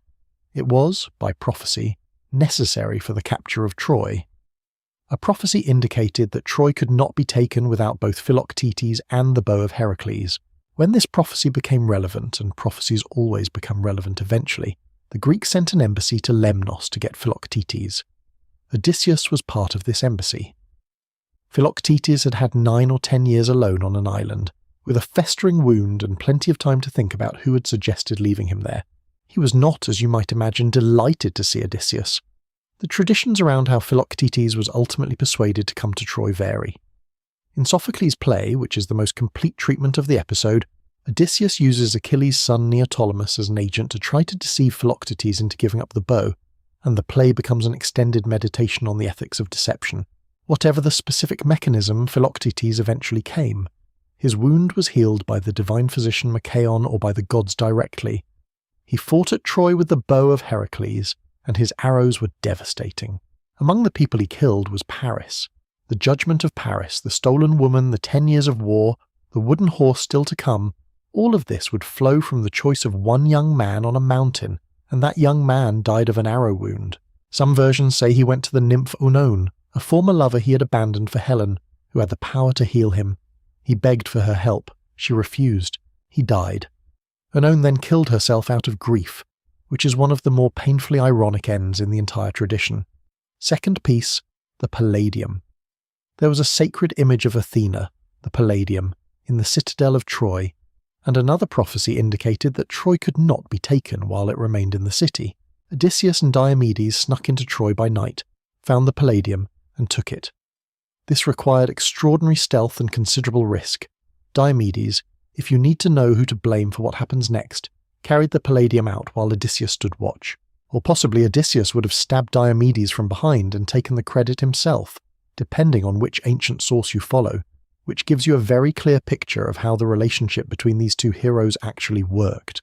With Philoctetes' bow, with the Palladium removed, with Paris dead, Troy was technically in the position of being conquerable, but its walls were still standing, and nobody had figured out how to get inside those walls in 10 years of trying. This is where Odysseus' greatest contribution to the war came in, the wooden horse. The idea as attributed to Odysseus in the tradition was this: build a large wooden horse, hollow, large enough to hold a significant number of armed men. Select the best fighters from the Greek army and conceal them inside. Sail the fleet away so that the Trojans could see it leaving, burning the camp behind them. Leave the horse on the beach with an inscription dedicating it to Athena. Leave also one Greek, specifically chosen to play the role of deceiver, with a story that would explain everything. The man chosen to stay behind was Sinon, a relatively minor figure who was given one of the most important roles in the entire war. His job was to be captured and to tell a story. The Trojans came down to the beach when they realized the Greek fleet was gone. They found the camp abandoned and burned. They found the horse. It was enormous, genuinely extraordinary, clearly the product of skilled craftsmanship. And they found Sinon, tied up, apparently left behind by the Greeks in their hasty departure. Sinon's story, when he told it, was carefully constructed. He said he had been a friend of Palamedes and had therefore been an enemy of Odysseus, who had destroyed Palamedes through false accusation. He said Odysseus had arranged for him to be chosen as a human sacrifice to secure favourable winds for the voyage home, but that he had escaped. He said the horse was an offering to Athena, made as compensation for the theft of the Palladium, and that it had been built so large specifically so the Trojans could not drag it inside their walls, because an oracle had said that if it entered the city, Troy would be protected forever. This story was calibrated perfectly. It gave Sinon a comprehensible motive for betraying the Greek cause. It explained the horse, and it provided a specific incentive for the Trojans to bring it inside, the promise of divine protection. Two figures warned against the horse. The seer Cassandra, daughter of Priam, had been given the gift of prophecy by Apollo, and the curse of never being believed when her prophecy was unwelcome. She said the horse was a trap. Nobody listened. And the priest Laocoon, whose famous death scene would be sculpted 2,000 years later in one of the great masterpieces of ancient art, said that he feared Greeks even when bearing gifts. He threw a spear at the horse, which hit and made a hollow sound that should have been definitive. And then 2 enormous sea serpents came out of the sea and strangled him and his sons, while the assembled Trojans watched in horror. The Trojans interpreted this as divine punishment for impiety toward the gods' offering. They were wrong about that, but they made the interpretation that the serpents seemed to endorse, and they brought the horse inside the walls. The wooden horse sat inside Troy that night. The Trojans celebrated. The gates of Troy were opened for the first time without fear in 10 years. People sang and drank and made the kind of noise that accompanies the belief that your troubles are over. Inside the horse, the Greek soldiers waited in the dark and the heat and the extraordinary discomfort of being packed into a wooden structure for many hours, while a victory celebration occurred outside. One of the women of Troy, Helen herself in some versions, walked around the horse and called out to specific men in the voices of their wives, apparently testing it, or perhaps hoping the men inside would not resist giving themselves away. The tradition says Odysseus kept them quiet. When Troy fell asleep, they came out. The sack of Troy. One night that ended a civilization. The Greeks came out of the horse in the small hours of the night, not dramatically, not with trumpets. They came out quietly one by one into the dark streets of a city that had drunk itself into celebration and then into unconsciousness. The fires of the festival had burned down to coals. Wine jars lay on their sides in the squares. The guards who had spent 10 years watching the walls for exactly this kind of danger were, on this particular night, asleep. They opened the gates from the inside. That detail matters. Troy's walls had never been breached from the outside in 10 years of the most determined military effort the ancient world had produced. The city did not fall because the Greeks were strong enough to break in. It fell because the Trojans let them in, smiled at them, gave them wine, and went to bed. The gates swung open from within, and the fleet that had pretended to leave sailed back through the darkness, and the Greeks poured into the city they had spent a decade trying to reach. What followed was not a battle. It would be a kindness to call it a battle. It was a massacre conducted through streets full of people who were not fighting back because they were still half asleep and did not yet understand that their world was ending. The sack of Troy was one of the most terrible events in ancient mythology, and, if there is any historical basis to the tradition at all, in ancient history. The poets who told it did not look away from what it was. To their credit and to ours, they made sure we understood the cost of the Greeks' famous victory. Priam, king of Troy, father of 50 sons, the old man who had walked alone through the dark to Achilles' tent to beg for Hector's body, died at the altar of Zeus in his own palace. His killer was Neoptolemus, the son of Achilles, who had joined the Greek force in the final stages of the war. The manner of Priam's death was understood in antiquity as one of the clearest acts of sacrilege in the entire tradition. A suppliant at a sacred altar, under the protection of Zeus himself, killed by the son of the greatest Greek warrior. Neoptolemus had inherited his father's ferocity and considerably less of his moral complexity. Achilles had refused Hector's dying request for burial, but he had ultimately yielded to Priam's grief and returned his son. Neoptolemus had no such moment. He killed an old man who was clinging to the altar of a god, and he did not stop to think about what that meant. Hecuba survived the night. If survival is the right word for what happened to her, she had been queen of the most powerful city in Asia, wife of Priam, mother of Hector and Paris and Cassandra and dozens more. She had watched the war from the walls for 10 years. She had held the body of her husband and the knowledge of her city's end in the same night. The tradition is generous enough to give her several fates, none of them good. One version has her transformed into a howling dog by grief so extreme that her humanity simply gave way under the weight of it. Another has her taken as a slave, the ultimate reduction of a woman who had been the centre of a civilization. Whatever form the ending took, the image is consistent. A woman who had been everything reduced to nothing. A queen who outlived everything that made her one. Andromache lost her son. This is the sentence that has made people put books down for 3,000 years. Little Astyanax, whose name means Lord of the City, the baby who had screamed in terror at the plume on his father's helmet and made Hector laugh in the middle of a war, was killed because the Greek assembly decided that the son of Troy's greatest champion could not be permitted to grow up. The reasoning was strategic in the coldest possible sense. A son of Hector might someday return to rebuild Troy and avenge his father. Better to end the line now. The decision was made in an assembly, which makes it somehow worse. The collective rationality of men deciding together to throw a child from the walls of his own city. The ancient tradition did not really try to defend this. The tragedians returned to Astyanax again and again, and specifically to the moment Andromache had to give him up, because it was the sharpest possible statement of what war does to the people who are not fighting it. Not the soldiers, not the heroes. The child who had nothing to do with any of it, who was guilty only of having the wrong father at the wrong moment in history.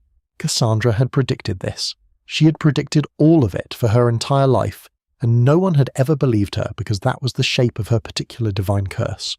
Apollo had given her the gift of true prophecy, and then, when she refused him, had ensured that no one would ever take her seriously. She had warned about Paris before he was brought back to Troy. She had warned about Helen. She had warned about the wooden horse standing in the square the night before with absolute clarity, telling anyone who would listen that it was full of armed men. She had been dismissed as mad. Now she was in the temple of Athena, clinging to the goddess's sacred image as a suppliant, and a Greek warrior named Ajax of Locris, not the great Ajax who had already killed himself, but a lesser man of the same name who should have known better dragged her away from it.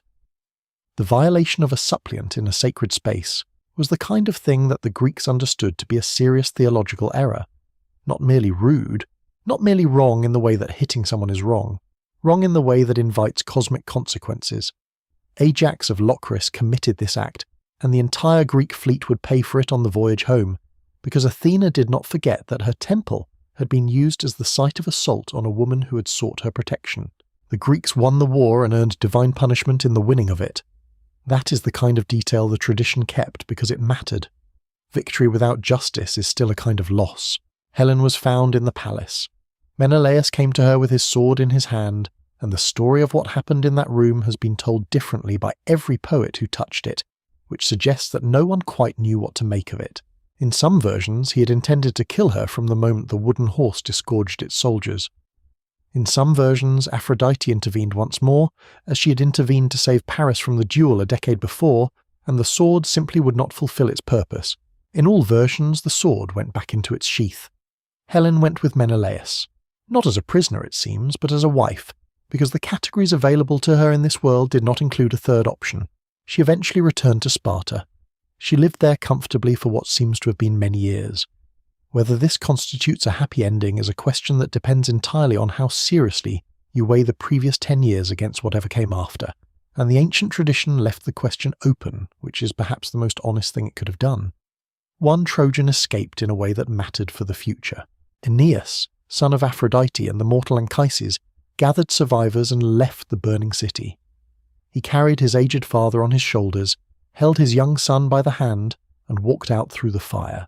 In the Homeric tradition, there is a quiet prophecy that his descendants would rule the Trojans in some future time. In the later Roman tradition, developed most fully by Virgil, those descendants sailed west across the Mediterranean and landed in Italy, and eventually became Rome.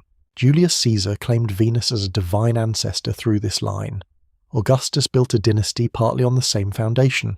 Troy's burning lit the torch that would eventually illuminate the Roman Empire, which is the most dramatically ironic long game in the history of civilization. Dawn came up slowly over what was left. The Greek soldiers moved through the ruins, gathering what could be gathered. Treasure, survivors who would be taken as slaves, whatever remained of 10 years' worth of Trojan wealth. The ships that had come in darkness were loaded in daylight, heavy with everything a destroyed city contains. The city itself was ash. The walls that had never been taken by force stood over nothing. The towers of Troy that sailors had used as landmarks for generations were still visible in the early light. But the city they had marked was gone, along with everyone who had lived inside it, and everything they had built and everything they had been. The dream Hecuba had dreamed before Paris was born. The burning torch was fulfilled at last. The prophecy that had been hovering over this city since before its most famous prince was ever brought back from his shepherd's hillside had finally arrived, 30 years late and thoroughly thorough. The war was over. The Greeks had what they had come for, which was revenge or honour or glory or Troy's strategic position, depending on which Greek you asked and on which day you asked them. They had the satisfaction of winning, and most of them were about to discover that winning was, in several important respects, only the beginning of their troubles. Because the gods had been watching the sack of Troy very carefully, and they had noticed certain things, and the voyage home was going to reflect that attention in ways the victorious Greeks were not going to enjoy at all. The ships loaded, the fleet assembled, the coast of Troy receded behind them, and the long road back, which was for many of them no road at all, began. The returns. Nobody got home easy. The ancient Greeks had a word for these stories, nostoi, the homecomings. The plural is important because there was not one homecoming story. There were many, and most of them were terrible. The sacrilege at Athena's temple, Ajax of Locris assaulting Cassandra in the sacred space, brought divine punishment on the fleet. The Greeks departed Troy in triumph and sailed into weather that scattered them, wrecked their ships and made the return voyage a disaster of a different kind from the war they had just survived. Ajax of Locris was himself shipwrecked and drowned, which the tradition presents as fitting. Poseidon was active in these storms. Other divine displeasures contributed. The Greeks had won the war and committed enough sacrilege in winning it that their victory was attended by consequences. Agamemnon made it home. He made it home to Mycenae, to the palace where Clytemnestra had been waiting for 10 years. He made it home with a prize of his own from Troy, Cassandra, whom he had taken as a captive and a concubine, which was perhaps not the most diplomatic thing to bring through the front door of the house where your wife was waiting with a 10-year grudge. Clytemnestra had not been idle in his absence. She had taken a lover, Aegisthus, a cousin of Agamemnon with his own reasons for hating Agamemnon, and she had planned. She had planned for 10 years what she was going to do when Agamemnon came home. The specifics vary by source. In Aeschylus's version, the most powerful and most famous, she greeted him with warm words and ceremonial luxury, laying out a great tapestry of crimson for him to walk on, flattering his pride until he was off guard, and then, in the bath, she killed him, throwing a net over him and stabbing him multiple times. She killed Cassandra too. The justice and injustice of this act is one of the great moral questions of ancient tragedy. Clytemnestra had reasons. She had very good reasons. Her daughter was dead. She had been deceived and used. Her husband had sacrificed their child for favourable winds, and then spent 10 years at war without, as far as she knew, a second thought. She was not a simple villain. She was a person who had been wronged in ways that made her subsequent actions comprehensible, if not excusable.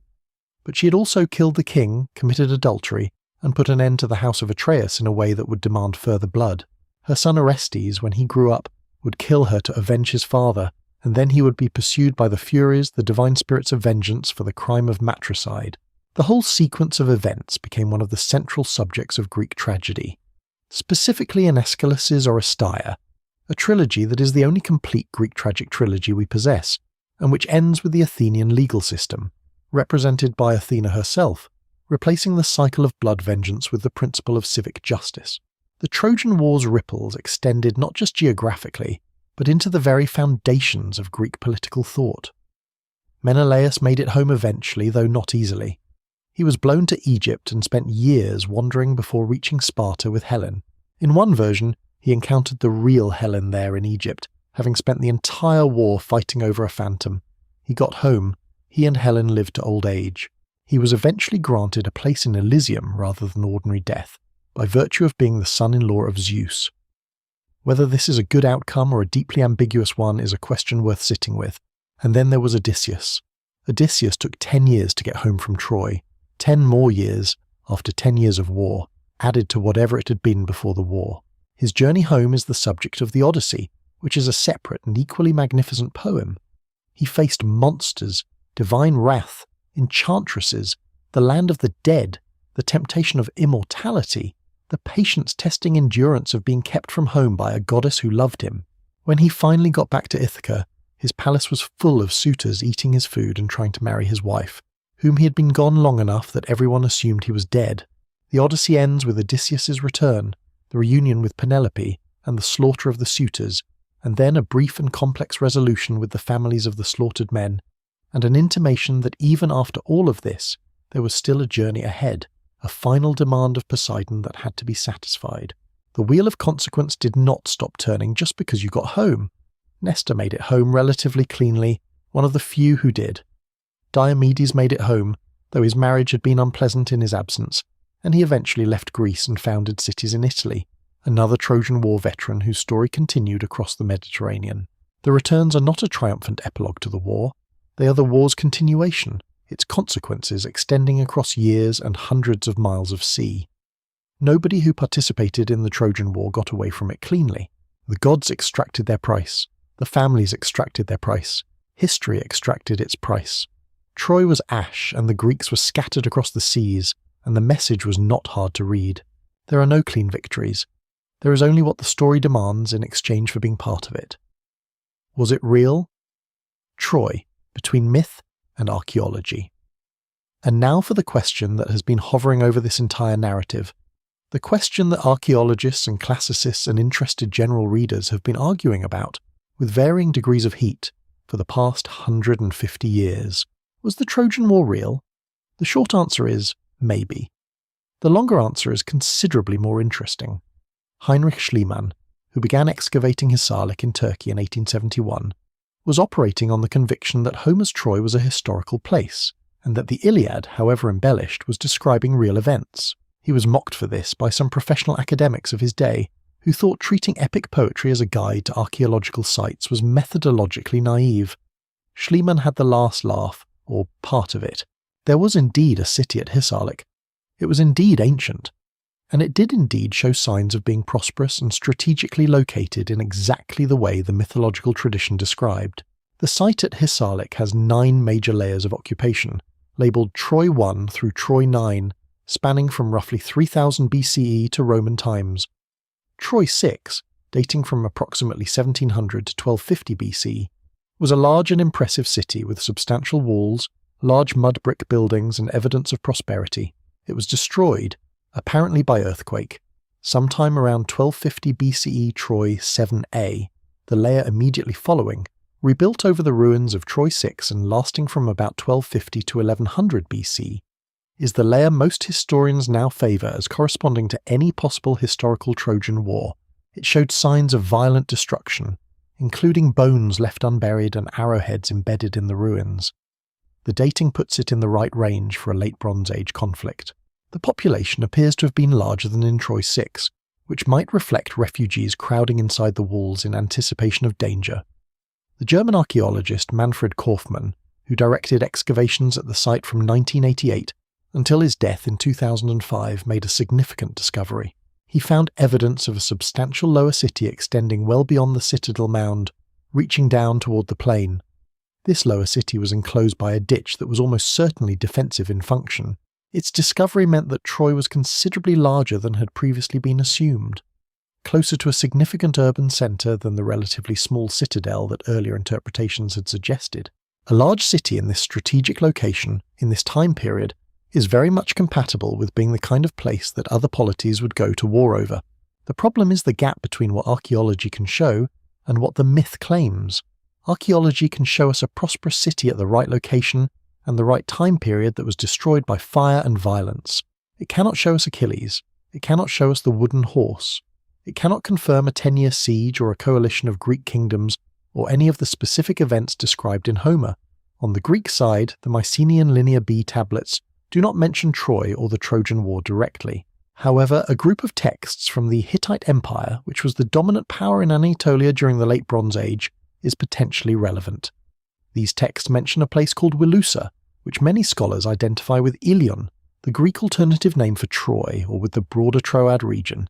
They also mention diplomatic friction between the Hittites and the Ahiawa, which many scholars identify with the Achaeans, Homer's name for the Greeks. One Hittite text mentions a man named Alexandru of Wilusa, who made a treaty with the Hittites. Alexandru is suspiciously similar to Alexandros, which was the alternative name for Paris of Troy. These correspondences are suggestive but not conclusive. Scholars who favour a historical basis for the Trojan War point to them as evidence that something significant was happening in the Troad in the right period, involving people whose names echo in the Homeric tradition. Skeptics point out that the correspondences are imprecise, and that names that sound similar do not prove identity. The most honest answer that archaeology currently supports is something like this. There was a real city at Hisarlik. It was in the right place at the right time to be the Troy of legend. It was large, wealthy, and strategically located. It was destroyed. Whether it was destroyed in a 10-year war by a coalition of Mycenaean Greek kingdoms, whether anything remotely resembling the events of the Iliad occurred there, whether there was a Helen or a Paris or an Achilles or a wooden horse, none of this can be confirmed and none of it can be entirely dismissed. What we can say is that the Greeks of the historical period, from roughly the 8th century BCE onward, believed it had happened. They believed it with the conviction that shaped their understanding of their own past, their heroes, and their relationship to the gods. They made pilgrimages to sites associated with the war. Alexander the Great, when he began his eastern campaigns, stopped at Troy and honoured the tomb of Achilles, identifying himself with his heroic predecessor and marking the continuity between the legendary age and his own imperial ambitions. The question of historical reality matters in one sense and does not matter in another. It matters because knowing whether Bronze Age Greeks actually besieged a city in northwestern Turkey tells us something about how the ancient world worked. It does not matter because the Trojan War's influence on human culture does not depend on whether it happened. The story is real. Its impact is real. Whether the specific events it describes occurred is a question that may never be definitively answered. Troy exists in the way that all great stories exist, which is to say more completely in the imagination than in the archaeological record. This is not a diminishment of its importance. It is a description of how the most significant human narratives actually work. They tell us true things about experience through events that may or may not be literally true. The Iliad tells us true things about war, grief, pride, duty, and human nature. Whether Achilles was a real man is, in a sense, a less important question than whether the experience of losing your dearest friend and returning to the war that will kill you is real. It is real. It will always be real. The poem captures it forever. The legacy of Troy. Why this story never dies. 3,000 years, roughly. That is the approximate span of time between when the Trojan War stories were first taking shape and right now, as you're listening to this. 3,000 years of retelling, reinterpreting, arguing about, adapting, being moved by, and being educated by the same set of stories. That is an extraordinary duration for anything, let alone for tales about a specific war in the Bronze Age Aegean. Why does it last? What is it about Troy that keeps pulling people back? Part of the answer is Homer. Whatever the historical origin of the Trojan War tradition, the Iliad and the Odyssey are works of art of such extraordinary quality that they would ensure the survival of the material they encoded regardless of their subject matter. The Iliad in particular is a poem that does things with language, character, emotion, and moral complexity that have not been surpassed in the 3 millennia since it was composed. People read it and recognize themselves in it, which is the fundamental requirement of enduring literature. But Homer is not enough to explain it entirely. The tradition existed before Homer and has continued through and beyond him in ways that suggest the material itself has a grip on human attention that is independent of any specific treatment. The Greeks understood this. The Trojan War was for them what we might call a mythological commons, a shared inheritance that every poet, every playwright, every philosopher could draw on and reinterpret. Aeschylus used it to explore justice and the foundation of law. Sophocles used it to explore individual conscience under impossible pressure. Euripides used it to expose the victims of heroic culture, the women, the slaves, the people on the losing side who had no voice in the decisions that destroyed them. Every generation found something different to say using the same characters and the same events. The Romans inherited Troy through Aeneas. Virgil's Aeneid, written in the 1st century BC under Augustus, is the founding epic of Roman identity, tracing the Roman bloodline back to the Trojan refugees who escaped the burning city. Julius Caesar claimed Venus as his divine ancestor through Aeneas. Augustus used this lineage as part of the religious and mythological framework of his regime. Troy was not just a Greek story for Rome, it was Rome's origin story, the event from which Roman destiny flowed. Medieval Europe continued the tradition. Troy was widely believed to be historical fact throughout the medieval period, and European kingdoms competed to claim Trojan ancestry as a marker of legitimacy and prestige.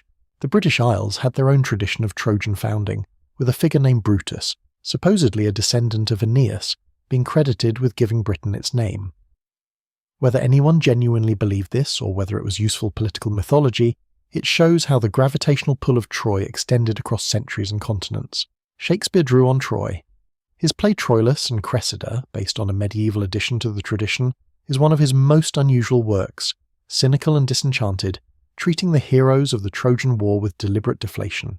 The famous love story of Troilus and Cressida does not appear in ancient sources, but was developed in medieval literature and given to Shakespeare, who made of it something unexpectedly bitter about betrayal, failed idealism, and the gap between what people claim to fight for and what they actually do.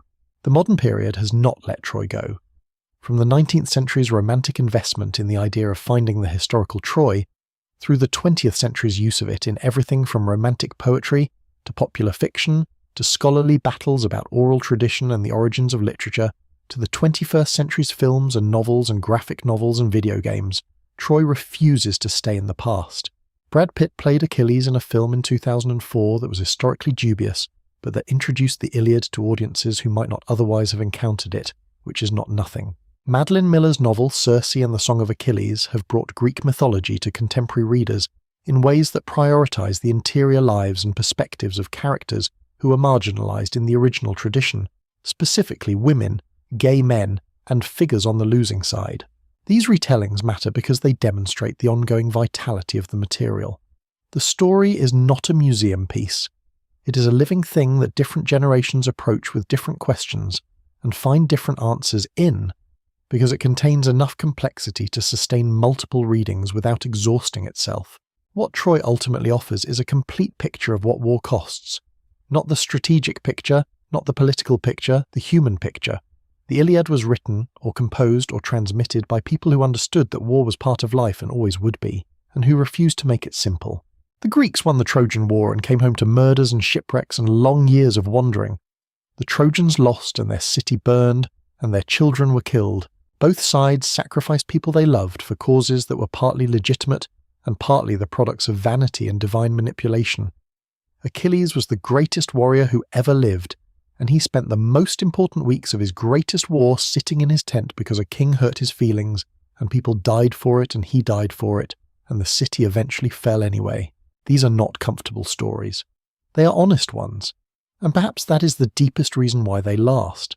Because human beings need to tell honest stories about the worst things we do to each other, not to justify those things, not to make them romantic, but to understand them, to recognize them, to sit with the weight of what has been lost and not look away. The Trojan War happened, or it might have happened, or it is a crystallization of the many Bronze Age conflicts that left their physical traces in the rubble layers of Hizarlik. Either way, it became the vehicle for some of the most important questions human beings ask about themselves, about glory and its price, about loyalty and its limits, about what a person owes the community and what a community owes the person, about what it means to die young for a cause that is not entirely yours, about whether the gods are just or merely powerful, about what beauty costs when it is the kind of beauty that makes people go to war. The fire at Troy is still burning in a sense. It lights up everything that came after it. It is in our legal traditions and our epic poetry, and our ideas about heroism and its failure. It is in the phrase Achilles' heel, used in boardrooms and sports commentary alike. It is in the phrase Trojan Horse, used in cybersecurity with perfect mythological accuracy for a digital deception that enters your system from the inside. It is in Helen's name, which became synonymous across centuries with a beauty so exceptional it launches ships. The story continues. Each generation that comes to it finds what it needs there, and finds also what it did not know it needed, which is the additional truth the great stories always have available for those who read carefully. So we return one last time to that wedding on Mount Pelion, to the golden apple rolling across the divine banquet floor, to a goddess slighted, a judgment made, a city built and burned, a war fought across 10 years and 3,000, to a man sitting by his ships while his friend died, and another man laughing with his baby while his city counted its last days, to a wooden horse standing silent in a torchlit square, full of soldiers and darkness, to the dawn that came up over the ruins and the ships that sailed away and the long roads home. Troy fell. The story of its falling never did, and as long as human beings go to war, as long as pride and love and divine bad timing conspire to produce catastrophes that seem inevitable in retrospect, as long as people need to understand what it costs to be human in a world that is larger and more careless than any of us, the story of Troy will be here, telling it, in the dark, the way stories survive. Good night.